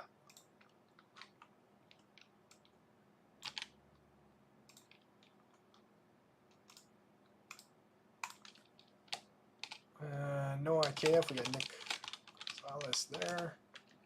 Reynolds, Cruz, Kutch, Dellas, Dela Cruz,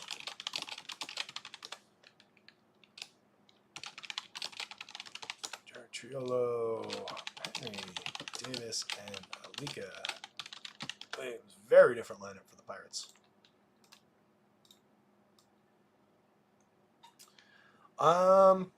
Gonna say that version of the Pirates lineup in some ways feeds a little upside to Jameson Taillon.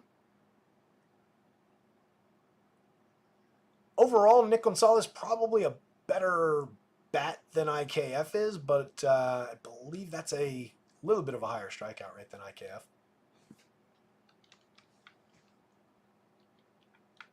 And then the back end, dropping Alika Williams in there, fairly high strikeout, low walk in his moderate sample and not a lot of success. Henry Davis has been super high strikeout so far. Triolo's pretty high strikeout. That's a decent spot for Taillon. 6,900 on DraftKings is appealing. 8,000 on FanDuel makes him super playable. 3.85 ERA with a 4.18 xFIP. He's only walking 4.7% this season. Just an 18.8% strikeout rate, but I mean, that's capable enough. That gives me 1 in 5 with upside against a 26% strikeout rate for this confirmed version of the Pirates lineup. That gives Taillon a decent amount of upside. 3.62 in the 3.62% home runs, but it comes on 37.4% hard hits, not an egregious barrel rate, a little bit of exit velo. Definitely a fly ball pitcher at 17 degrees on the average launch. But even if there's a little bit of home run threat from these guys, this is a gettable Pirates lineup. Taillon just 3 Ks in his most recent outing. That was against this Pirates team. 6 2/3. 4 earned runs. It was a different version of the lineup, though. Gave up a home run, 4 earned on 8 hits, went 6 2/3, struck out 3, took the win, but obviously no quality start. 1 fewer run would have qualified for the quality start, though. 5 innings against the Tigers, also 4 runs, and the start before that, 4 runs allowed over 6 innings to the Guardians. He struck out 5 against the Tigers, and most notably, he struck out 6 in that game against the Guardians. 5 earned runs allowed to the White Sox to start before that, struck out just 4. That was part of a 3-game stretch of just 4 strikeouts. The upside comes and goes, but he did spike a 10 strikeout game early this season against the Mets, a couple of 7 strikeout games in here. He's a veteran pitcher who, at least at the back end of this lineup, might have the ability to toy with these 3 hitters a little bit, and he can find his way against these guys. I don't hate the spot for Taillon at all, and 6,900 is a great price for it on DraftKings. Jared Jones, I just question what we're looking like depth wise, but again, we did check the total and we had a decent amount of pitches thrown in the last game. He went 4 innings and faced 19 hitters. He allowed 5 earned runs on 5 hits, struck out 4, walked 3, 2 home runs allowed in that return to action in the show. Not a great start there. That again came against this same Cubs team. They get to go back after him, but this time he's got Wrigley Field elements on his side, a little bit of wind blowing in, cold night in Wrigley. We all know how that works. So a little support for additional upside for the pitchers. 84.85 makes him a more awkward price fit than Jameson Taillon, who probably has more upside on his side, probably a little bit higher ceiling, I would say. Well, that's actually not true. If Jared Jones is really on form and comes out for 5 innings, he could blow away this team. Taillon, a more comfortably safe upside and a very safe floor, I think, where Jared Jones probably a deeper floor and a higher price. And so kind of a little bit of an awkward fit. But very playable. He was the 3rd or 4th most highly projected pitcher on the slate. 3.88 ERA over his 17 starts, his 95 innings this year. 3.81 xFIP underneath that means he's basically the same as he looks on the surface. 26.2% strikeout rate on 14.9% swinging strikes, 29.5% CSW. Kid roared out of the gate in his major league career. He was absolutely fantastic early in the season. Pairing him and Paul Skeens at the top of this rotation going forward is going to be potentially pretty nasty for these Pirates. So I think he's very playable, and as we've looked at a couple times, the Cubs a little bit vulnerable for strikeouts to right-handed pitching. I think they're very much in play, though. You've got some decent home run totals, some very playable bats, some decent run creators at the top of the lineup here. So it's a little both-sided there. More both-sided than the Taillon against the Pirates situation is, but I do think you can get to some Pirates bats. Got to focus on those 3 hitters primarily, Brian Reynolds, O'Neill Cruz, and Andrew McCutchen. And then you're mixing and matching your way through the rest of these guys. At the top of the lineup, Nick Gonzalez, 4,000, 2,700. 3 positions on FanDuel, just second base, but that's fine. That's where you'd want him anyway on DraftKings. 5 home runs, 3 steals, a sub 300 on base, an okay average, 129 ISO. He's not much of a hitter, at least not so far. but he has been low strikeout, put the ball in play type, just 20.7% Ks, 3.8% walks. Reason enough to believe that if they get to Taillon, he could be involved, but not a high priority player, even in Pirate stacks. Reynolds at 52.33 and O'Neill Cruz at 55.33 are your top two priorities. 21 homers for Reynolds, 18 home runs for Cruz. He's added 20 stolen bases to Reynolds' 9. A 122 WRC plus for the outfielder, a 116 WRC plus for the shortstop. 196 ISO for Cruz is the tiebreaker for me. A little more power there. 176 ISO for Brian Reynolds. Cruz also better premium contact. 16.5% barrels compared to 9.6, 55% hard hits compared to 46.6. So if you're deciding on, I decided I need to play one Pirate today. For me, it's O'Neill Cruz over Brian Reynolds, but they're your top two priorities, and they're very, very close overall. Same price on FanDuel. Cruz, a little bit more expensive. He picks up his outfield eligibility on DraftKings. Still just a shortstop on FanDuel. McCutchen, 42.31 for a guy who's still barreling the ball 12.8% of the time. Drawing 11.7% walks, a 339 on base, getting involved, creating runs 10% better than average. 17 home runs and just a 176 ISO. Not tremendous power, but still definitely capable of hitting for power. Not a bad option with his price as low as it is on the DraftKings slate. 31 on FanDuel is just an average outfielder. Rowdy Tellez for 31.27 hasn't given us much this year. 12 home runs, a 155 ISO, 96 WRC plus. From a guy who was formerly a pretty decent power bat from the left side. He's playable, but he's also entirely skippable. Brian De La Cruz, 36.28, has 19 home runs this year, but just a 154 ISO, just an 83 WRC plus, way under 300 on base. There's some concerning issues with that overall line.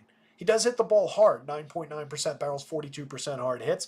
Solid little 7.63 in the home run model, and we're really just worried about, the any given slate upside more than we're worried about the overall consistency. But not the best outfield option on the board. He's very fairly priced for what the talent, what the upside is, though.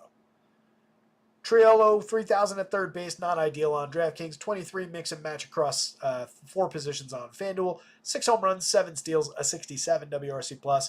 Henry Davis is supposed to be a good hitter as a catcher. Has not done so at the major league level yet, really at all. 1 home run in 115 plate appearances, a 33 WRC plus, and a 37.4% strikeout rate. Seems like it makes him a strikeout target for Taillon. And then Alika Williams has been a pretty weak hitter at the major league level so far. 24.1% strikeouts this year, 31.3 in a small sample last year. Seems like another player that's just more of a target. For Cubbies bats, nah, Greg, I think everybody's clued in. That news broke early in the day. That lineup was out pretty early on. So I think everybody's clued into Tatis. He's one of the more highly projected players ownership-wise per RG's numbers anyway. So I think people are there. That entire Pods team, honestly, is pretty highly owned. Looks like a good spot, but again, for 4,000, I think the Madden can succeed on the other side for DraftKings players. Greg asking again, and we covered it briefly at the top of the show. This week for football is going to be a little bit messy because I'm going to be out of pocket on Wednesday, basically entirely. I'm going to the U.S. Open Wednesday. Not ideal scheduling wise for us, but it's an ideal day to go to the Open because it's going to be the quarterfinals, and it's been a really interesting U.S. Open. But I may try and squeeze in a football show Wednesday evening. Projections and some content will be up in the next 24 hours, so you guys will have that to work with starting out. Tomorrow, I've got my main league fantasy draft tomorrow night, so we're probably, again, blocked off from a football show tomorrow. Doubt that I end up squeezing something into Tuesday, so we're going to be a little crunched show-wise for football week 1. Going forward, I'm going to be a little bit more stretched out. My plan is, as I threatened to do throughout like all of last year, is to try and break it down to like a quarterback show like Tuesday, Wednesday receiver show, Thursday running back show, summary show on Friday to attack the entire weekend. Something along those lines. But just to shorten up that like 3.5 hour marathon that we were doing last year on Friday nights, that's a little bit challenging. Not that these shows will be short. And then, just keep an eye on the site. I'm going to try and drop some more content and some written pieces of content throughout the week and just keep feeding some different things and provide a high-quality experience. But, yeah, it's a work in progress still as far as what the actual schedule is going to look like. So the Cubs bats, Ian Happ, 4,700, 3,600 across sites. More appropriately priced for the season he's having on FanDuel, which is pretty customary at this point. 219 ISO, a 127 WRC plus. He's hit 23 homers. He's stolen 11 bases. DraftKings only wants 4,700 for him in the outfield. Not a bad option at all over there. Michael Busch at 41.27. He's at 16 home runs, a 182 ISO, creating runs 18% better than average. He's having a decent season. Pretty good contact numbers, 11.7% barrels. Under 40% hard hits is not ideal, 29.8% strikeouts not ideal, but he does draw a good walk rate. Getting on base at a 340 clip is all that really matters, so I don't care all that much about the strikeouts. Decent power bat, 41 at first base on DK, 27 first base only on FanDuel. I liked him a lot better with that second base eligibility he used to have, but still a playable piece. Suzuki, fairly priced on DK, same thing on FanDuel, 19 home runs, 12 steals, a 213 ISO, 133 WRC plus. Quietly having a very solid season. Not a bad player at all, 12.2% barrels and 48.2% hard hits this year. Cody Bellinger, oddly priced, remains strangely priced by comparison to everybody we've talked about being too cheap. Look at Cody Bellinger. 14 home runs in 471 plate appearances. He's not having a terrible year, but there's nothing exceptional about this year. There's nothing in the world to justify a $5,700 price tag outside of the fact that he won an MVP once. 264, 323, 418. Entirely average kind of a slash line. 14 homers in 471 chances, 9 stolen bases, just a 154 ISO, a 105 WRC plus. He's not remotely even the best hitter on this team this year, let alone a $5,700 player compared to this entire slate.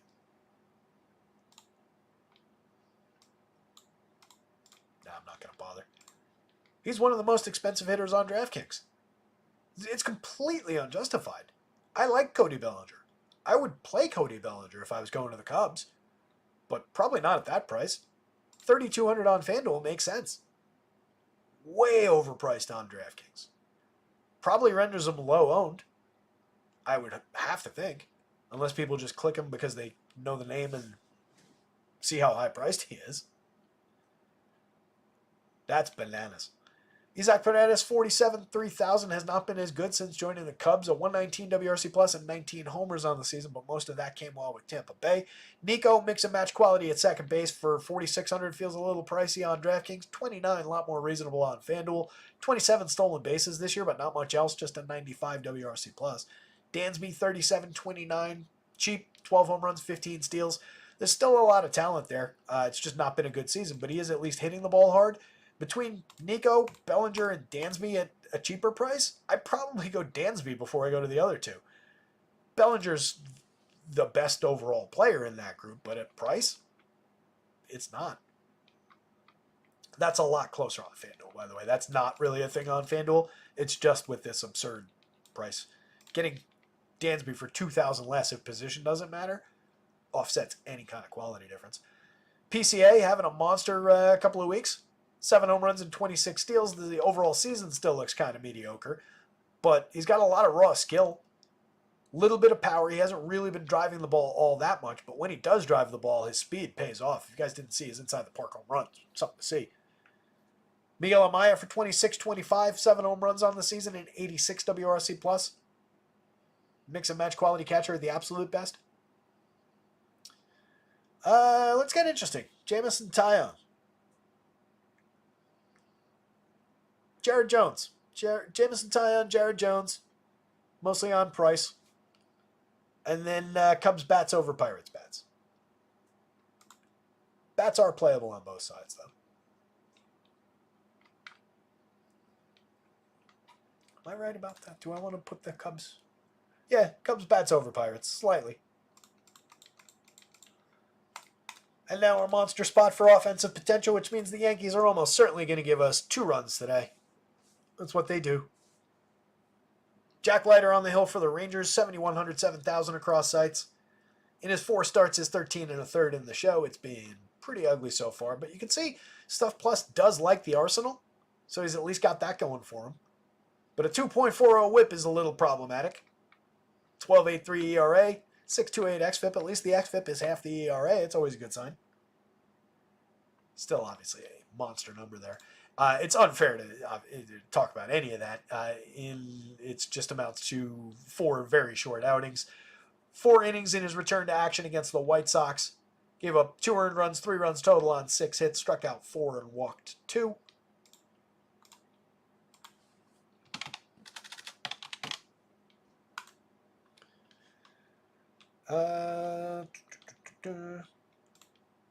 In the minors this season, 16 starts in AAA, 77 innings, 3.51 ERA with a 4.34 xFIP, 33.3% strikeouts, and 10.6% walks.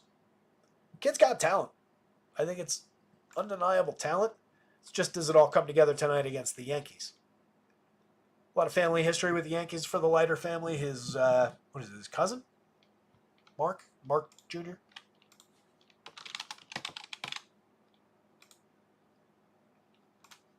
I think they're cousins. Right?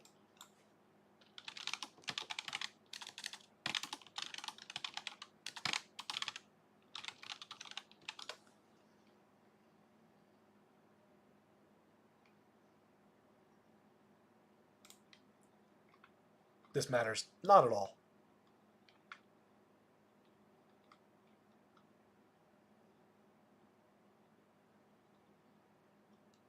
Yeah, so Jack is the son of Al. And Mark, obviously, is the son of Mark.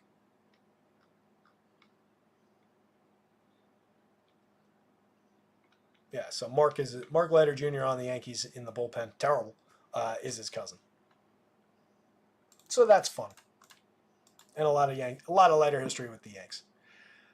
Garrett Cole on the mound for the Yankees, going up against a Rangers team that's been a little bit up and down this season, but man for man is very, very talented. Does have some power, even showing against Garrett Cole. Corey Seager above the magic number. You get Adolis Garcia at a respectable 8.03. Josh Young in the 7s. Semien in the 7s. Some believable power upside, and Cole, as good as he is, 4.07 in the 4.07% home runs this year. Last year, 2.44. The year before, 4.16. They come and go. Typically, as we've talked about every single time with Garrett Cole, there's not many guys on base, so the home runs are not as damaging. But he does tend to give up some premium contact. He does tend to give up home runs here and there. And it comes down to who's on base when it happens. He's fortunately very good at punching his way out of trouble when he gets into it. He's typically good at limiting walks, 8.1% this year. That's up from 5.8 last year, 6.3 the year before. Strikeouts are down a little bit from last year, down a lot from 2 years ago. Maybe not peak Cole anymore, but still a very good, effective pitcher. A 3.86 ERA, but a 4.03 xFIP. A little bit more concerns there, but it's not offset by that much. A decent but not outstanding strikeout rate. A little bit of barrels, a little bit of hard hits. Exit velo, technically we're over the threshold, at the threshold.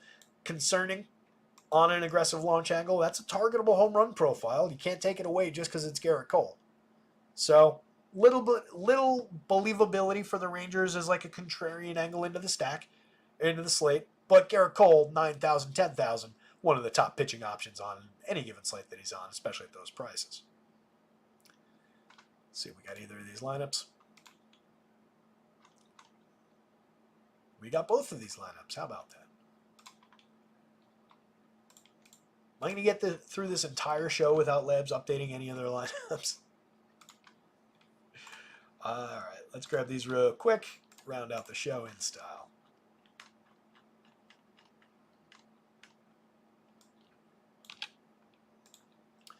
For those wondering, I mentioned this in Discord and I tweeted about it in one of my rare non-link tweets. The reason that the Yankees didn't call up Jason Dominguez on September 1st when he was eligible with the roster expansion, I mean, he was always eligible to be called up, but when they had the roster expansion hit, is not because they don't want him on the team or want to roll the dice with Alex Verdugo more in left field, like we were saying on the Yankees broadcast. Michael Kay was saying that. The reason they didn't call him up is because he's made 37 plate appearances in the show already. There's a 130 plate appearance limit for maintaining rookie status going into next season. And if he goes out and wins the Rookie of the Year in 2025, the Yanks get a comp pick, incentive pick, between the first and second round, which for a team that always picks at the back end of every round is actually pretty big. So they very much want to protect his rookie status for next year. So they're probably going to call him up this coming weekend, give him that one additional week where he's still, they don't want to bring him up and then keep him on the bench for a few days or have him in and out of the lineup. Give him another week of consistent plate appearances in AAA, and then he comes up next week. It's really not a problem. People were losing their minds about it, and there was a lot of John Heyman from the Post with had a disingenuous I can't understand this, this is incomprehensible. No, it's not. It's so obvious and easy to understand why they're doing that. And it's not like there's a lack of major league talent on the New York Yankees right now. Yes, they could use Jason Dominguez. Yes, I want him to get called up. But the idea that they didn't call him up and it was just some oversight or mistake by Brian Cashman, Brian Cashman doesn't know what he's doing.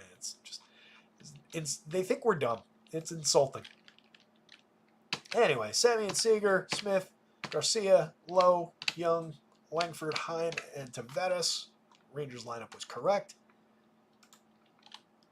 Yankees lineup: Gleyber, Soto, Judge, Wellesley, Stanton, Jazzy, Rizzo, Volpe, and Verdugo. We're all right. All right, so the Yanks up at the top. Gleyber remains very affordable at second base, 4,200, 3,100. Not bad. I mean, 21% strikeouts, 10% walks. It remains that same 7 and change percentage point dip in strikeouts from his very good numbers last year. He's pulled together an okay-ish kind of a season. It's not good, but it's not a complete disaster. 93 WRC+. We're 7 points below average for run creation. Again, not good, but it could have been worse. It was looking like it was going to be worse. 12 home runs, not good. 116 ISO, not good, but was looking like it was going to be worse. 6.6% barrels, 35% hard hits, both an appreciable dip from last year. But his price has come down commensurate with that dip in quality, and he continues to hit for a cheap price ahead of Soto and Judge. So he's always going to be in play. Soto for 65.44, getting re-signed. Soto, chance in Yankee Stadium, 610 phenomenal plate appearances, a 181 WRC plus, 37 homers.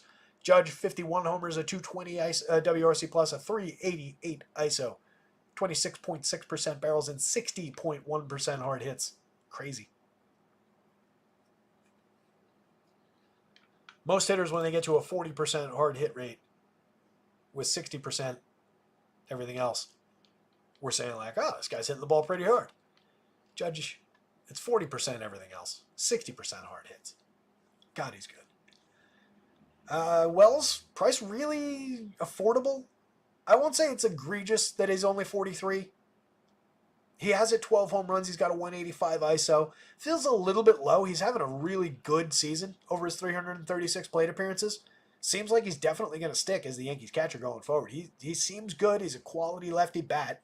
Lefties play well in Texas.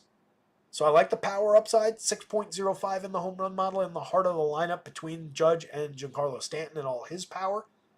Not a bad spot for Austin Wells for a fair price. And he's created runs 21% better than average, and he's been delivering a lot from that cleanup role. Giancarlo Stanton, 20.9% barrels, 54.5% hard hits, cost 4,800 on DraftKings, 3,100 on FanDuel. He's hit 24 home runs in 379 plate appearances, 253 ISO this season. That's a 40 home run pace, guys. 40 home runs plus. In a full season, that's a 40 home run season. 30% strikeouts, it's Giancarlo Stanton. He strikes out. He crushes the ball like very few others. Swings the bat harder than everybody else in baseball.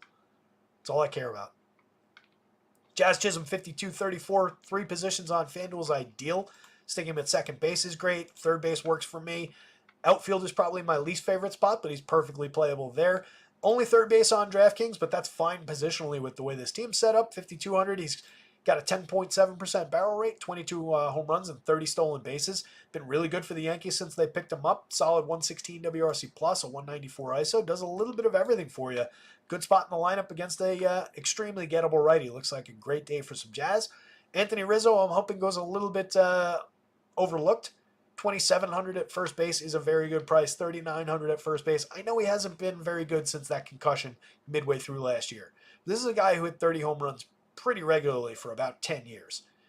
A guy who's still, even in a bad year to start out over 295 plate appearances this year, was only striking out 16.6% of the time, putting a lot of bat on ball. Wasn't exactly crushing it, but used to.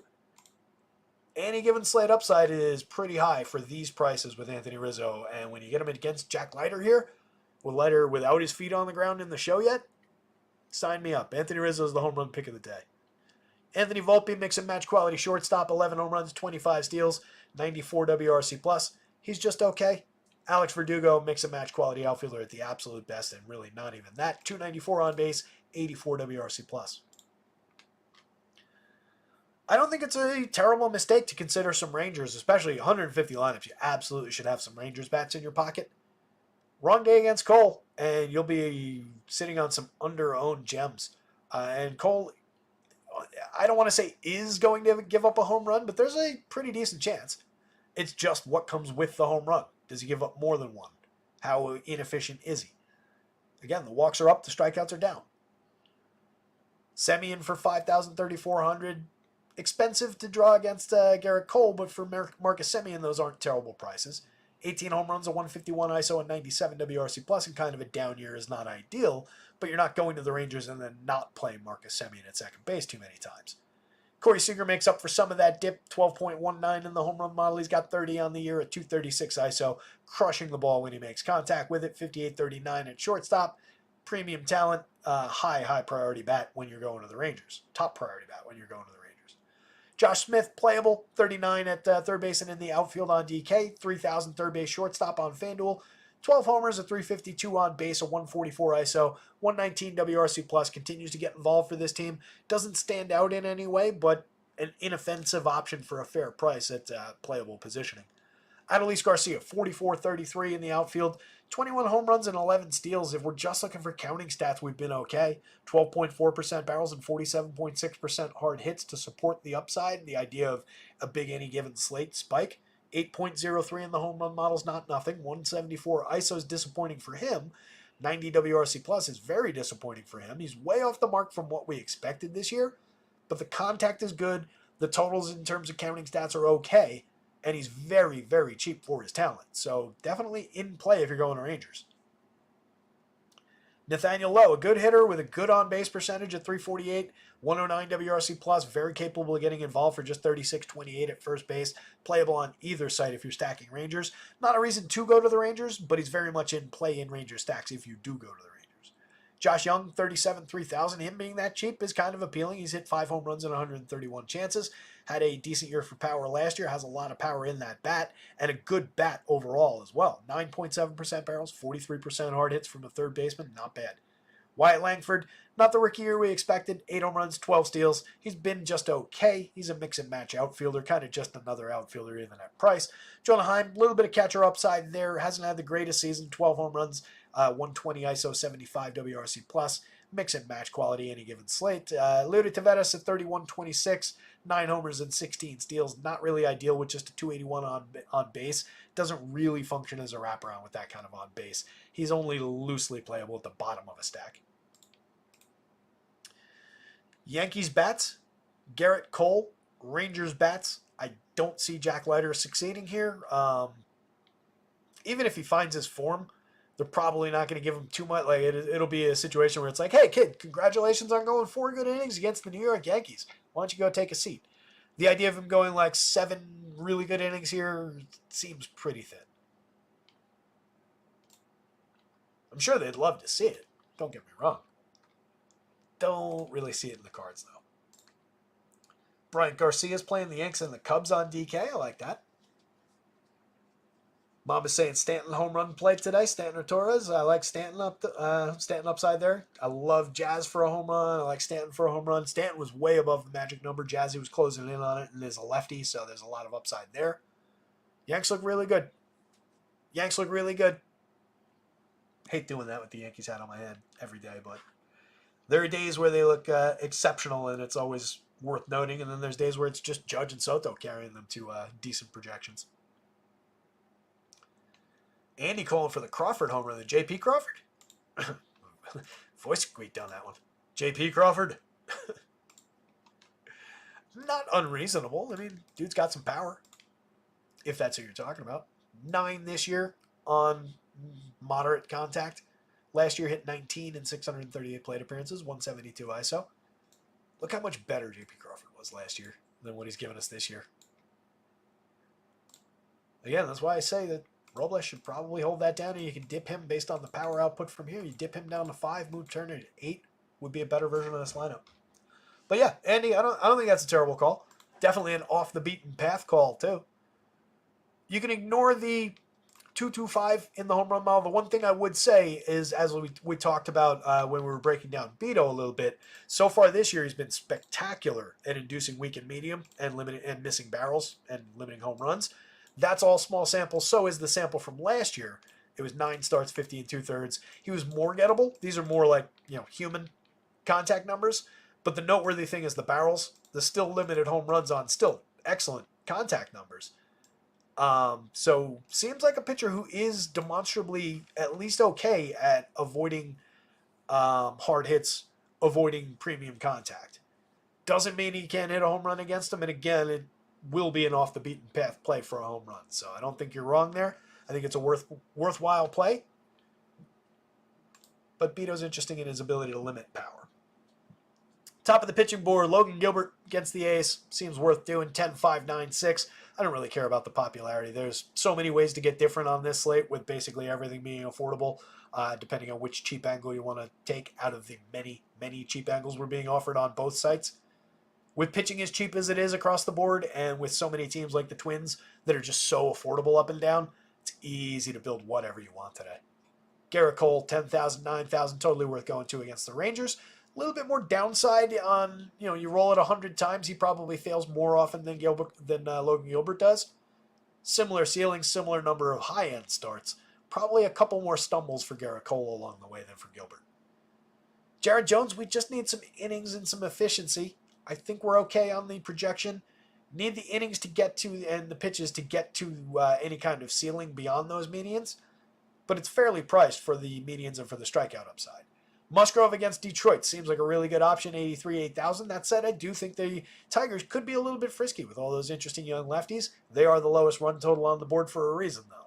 Simeon Woods Richardson, tons of upside at 79, 65 against a high strikeout Rays lineup. Tyon picking up some upside, 69 on DraftKings, 8,000 on FanDuel, totally playable against a weak version of the Pirates lineup. Just got to get through a couple good hitters up top and then picks up some bonus K upside on the back end. He himself, not a great strikeout pitcher, but an effective major league veteran who on the right day can find some strikeouts. Bayo, more likely to just keep the Mets a little bit in check than to have an outstanding day for your 8,800 on FanDuel. He's a lot more playable at 72 on DraftKings, but just kind of fits into that mix of everybody's the same in that mid-range, which is basically through here. Severino on the other side of the Red Sox-Mets game, I like a little bit better because he's a little cheaper on DraftKings, a little cheaper on FanDuel. A little bit of strikeout upside, but a lot of danger. That's a high danger spot on both sides. I prefer bats in that game in general. Littell could succeed against the Twins, but I like the Twins. They're showing a little bit of power, and with as cheap as they are and as interesting as their hitters are, I tend to lean that way. Littell's not completely terrible, but he's not outstanding in anything either. 76 is a fair price on DK. 86 is a little bit rough on FanDuel. Beto, picking up upside from facing the Mariners for sure, but I question what the actual true nature of the quality looks like outside of that ability that does seem fairly real to limit premium contact and power. The strikeouts might regress, even against the Mariners. If the walks are problematic and they're 10+% for the season, he's a high walk pitcher, and they're capable 6 hitters in that confirmed Mariners lineup, 10+% walks. I think Beto could get a little bit trappy for an expensive price in the mid-range today. Madden is on the board even against the Pods for only 4,000. If I get my 5 innings there, you can walk away with a win for 4,000, even if he's just okay. Padres are not a good opponent for that. They're super low strikeout. They get Fernando Tatis back today. It's most likely not going to work out, but it's only 4,000 and it's worth finding out a few times. Jack Leiter's a no at the bottom of the board. Harold, let me drop a new invite into the chat for you there as our last thing here on the show. That's a good reminder to check out at rotoscouts, the Twitter handle. Check out our Discord, which I'm just linking for Harold Haas into the chat right now.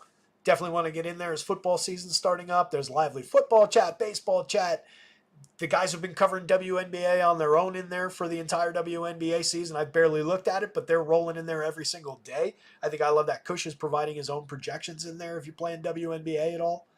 We've got Lively. There's a hockey channel. Rip Johnny Gaudreau, by the way. There's a hockey channel in there.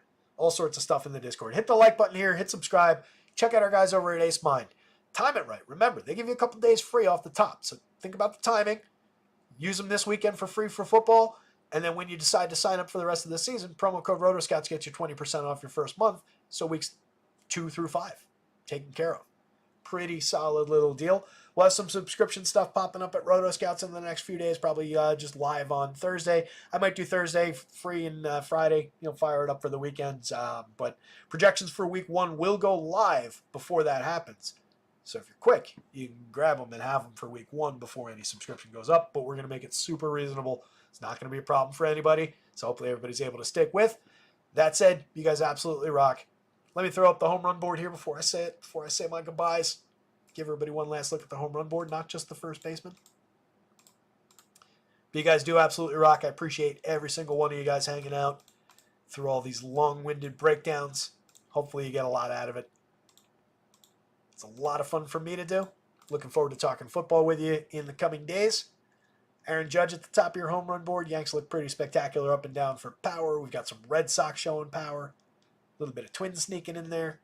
Again, don't sleep on Larnach. Don't sleep on Matt Wallner. Some upside in that Twins lineup for power. Anyway, guys, thank you very much, Andy. I appreciate it. Good luck out there tonight. Somebody go win something. We will be back tomorrow for a baseball show. Tomorrow afternoon. Might have to punch out before 6 o'clock. You guys might have to help me get out at a decent time because they're trying to start that draft like 5 towns over at 6:30, which I told them there's no way in hell. But anyway, you guys rock. We'll see you tomorrow.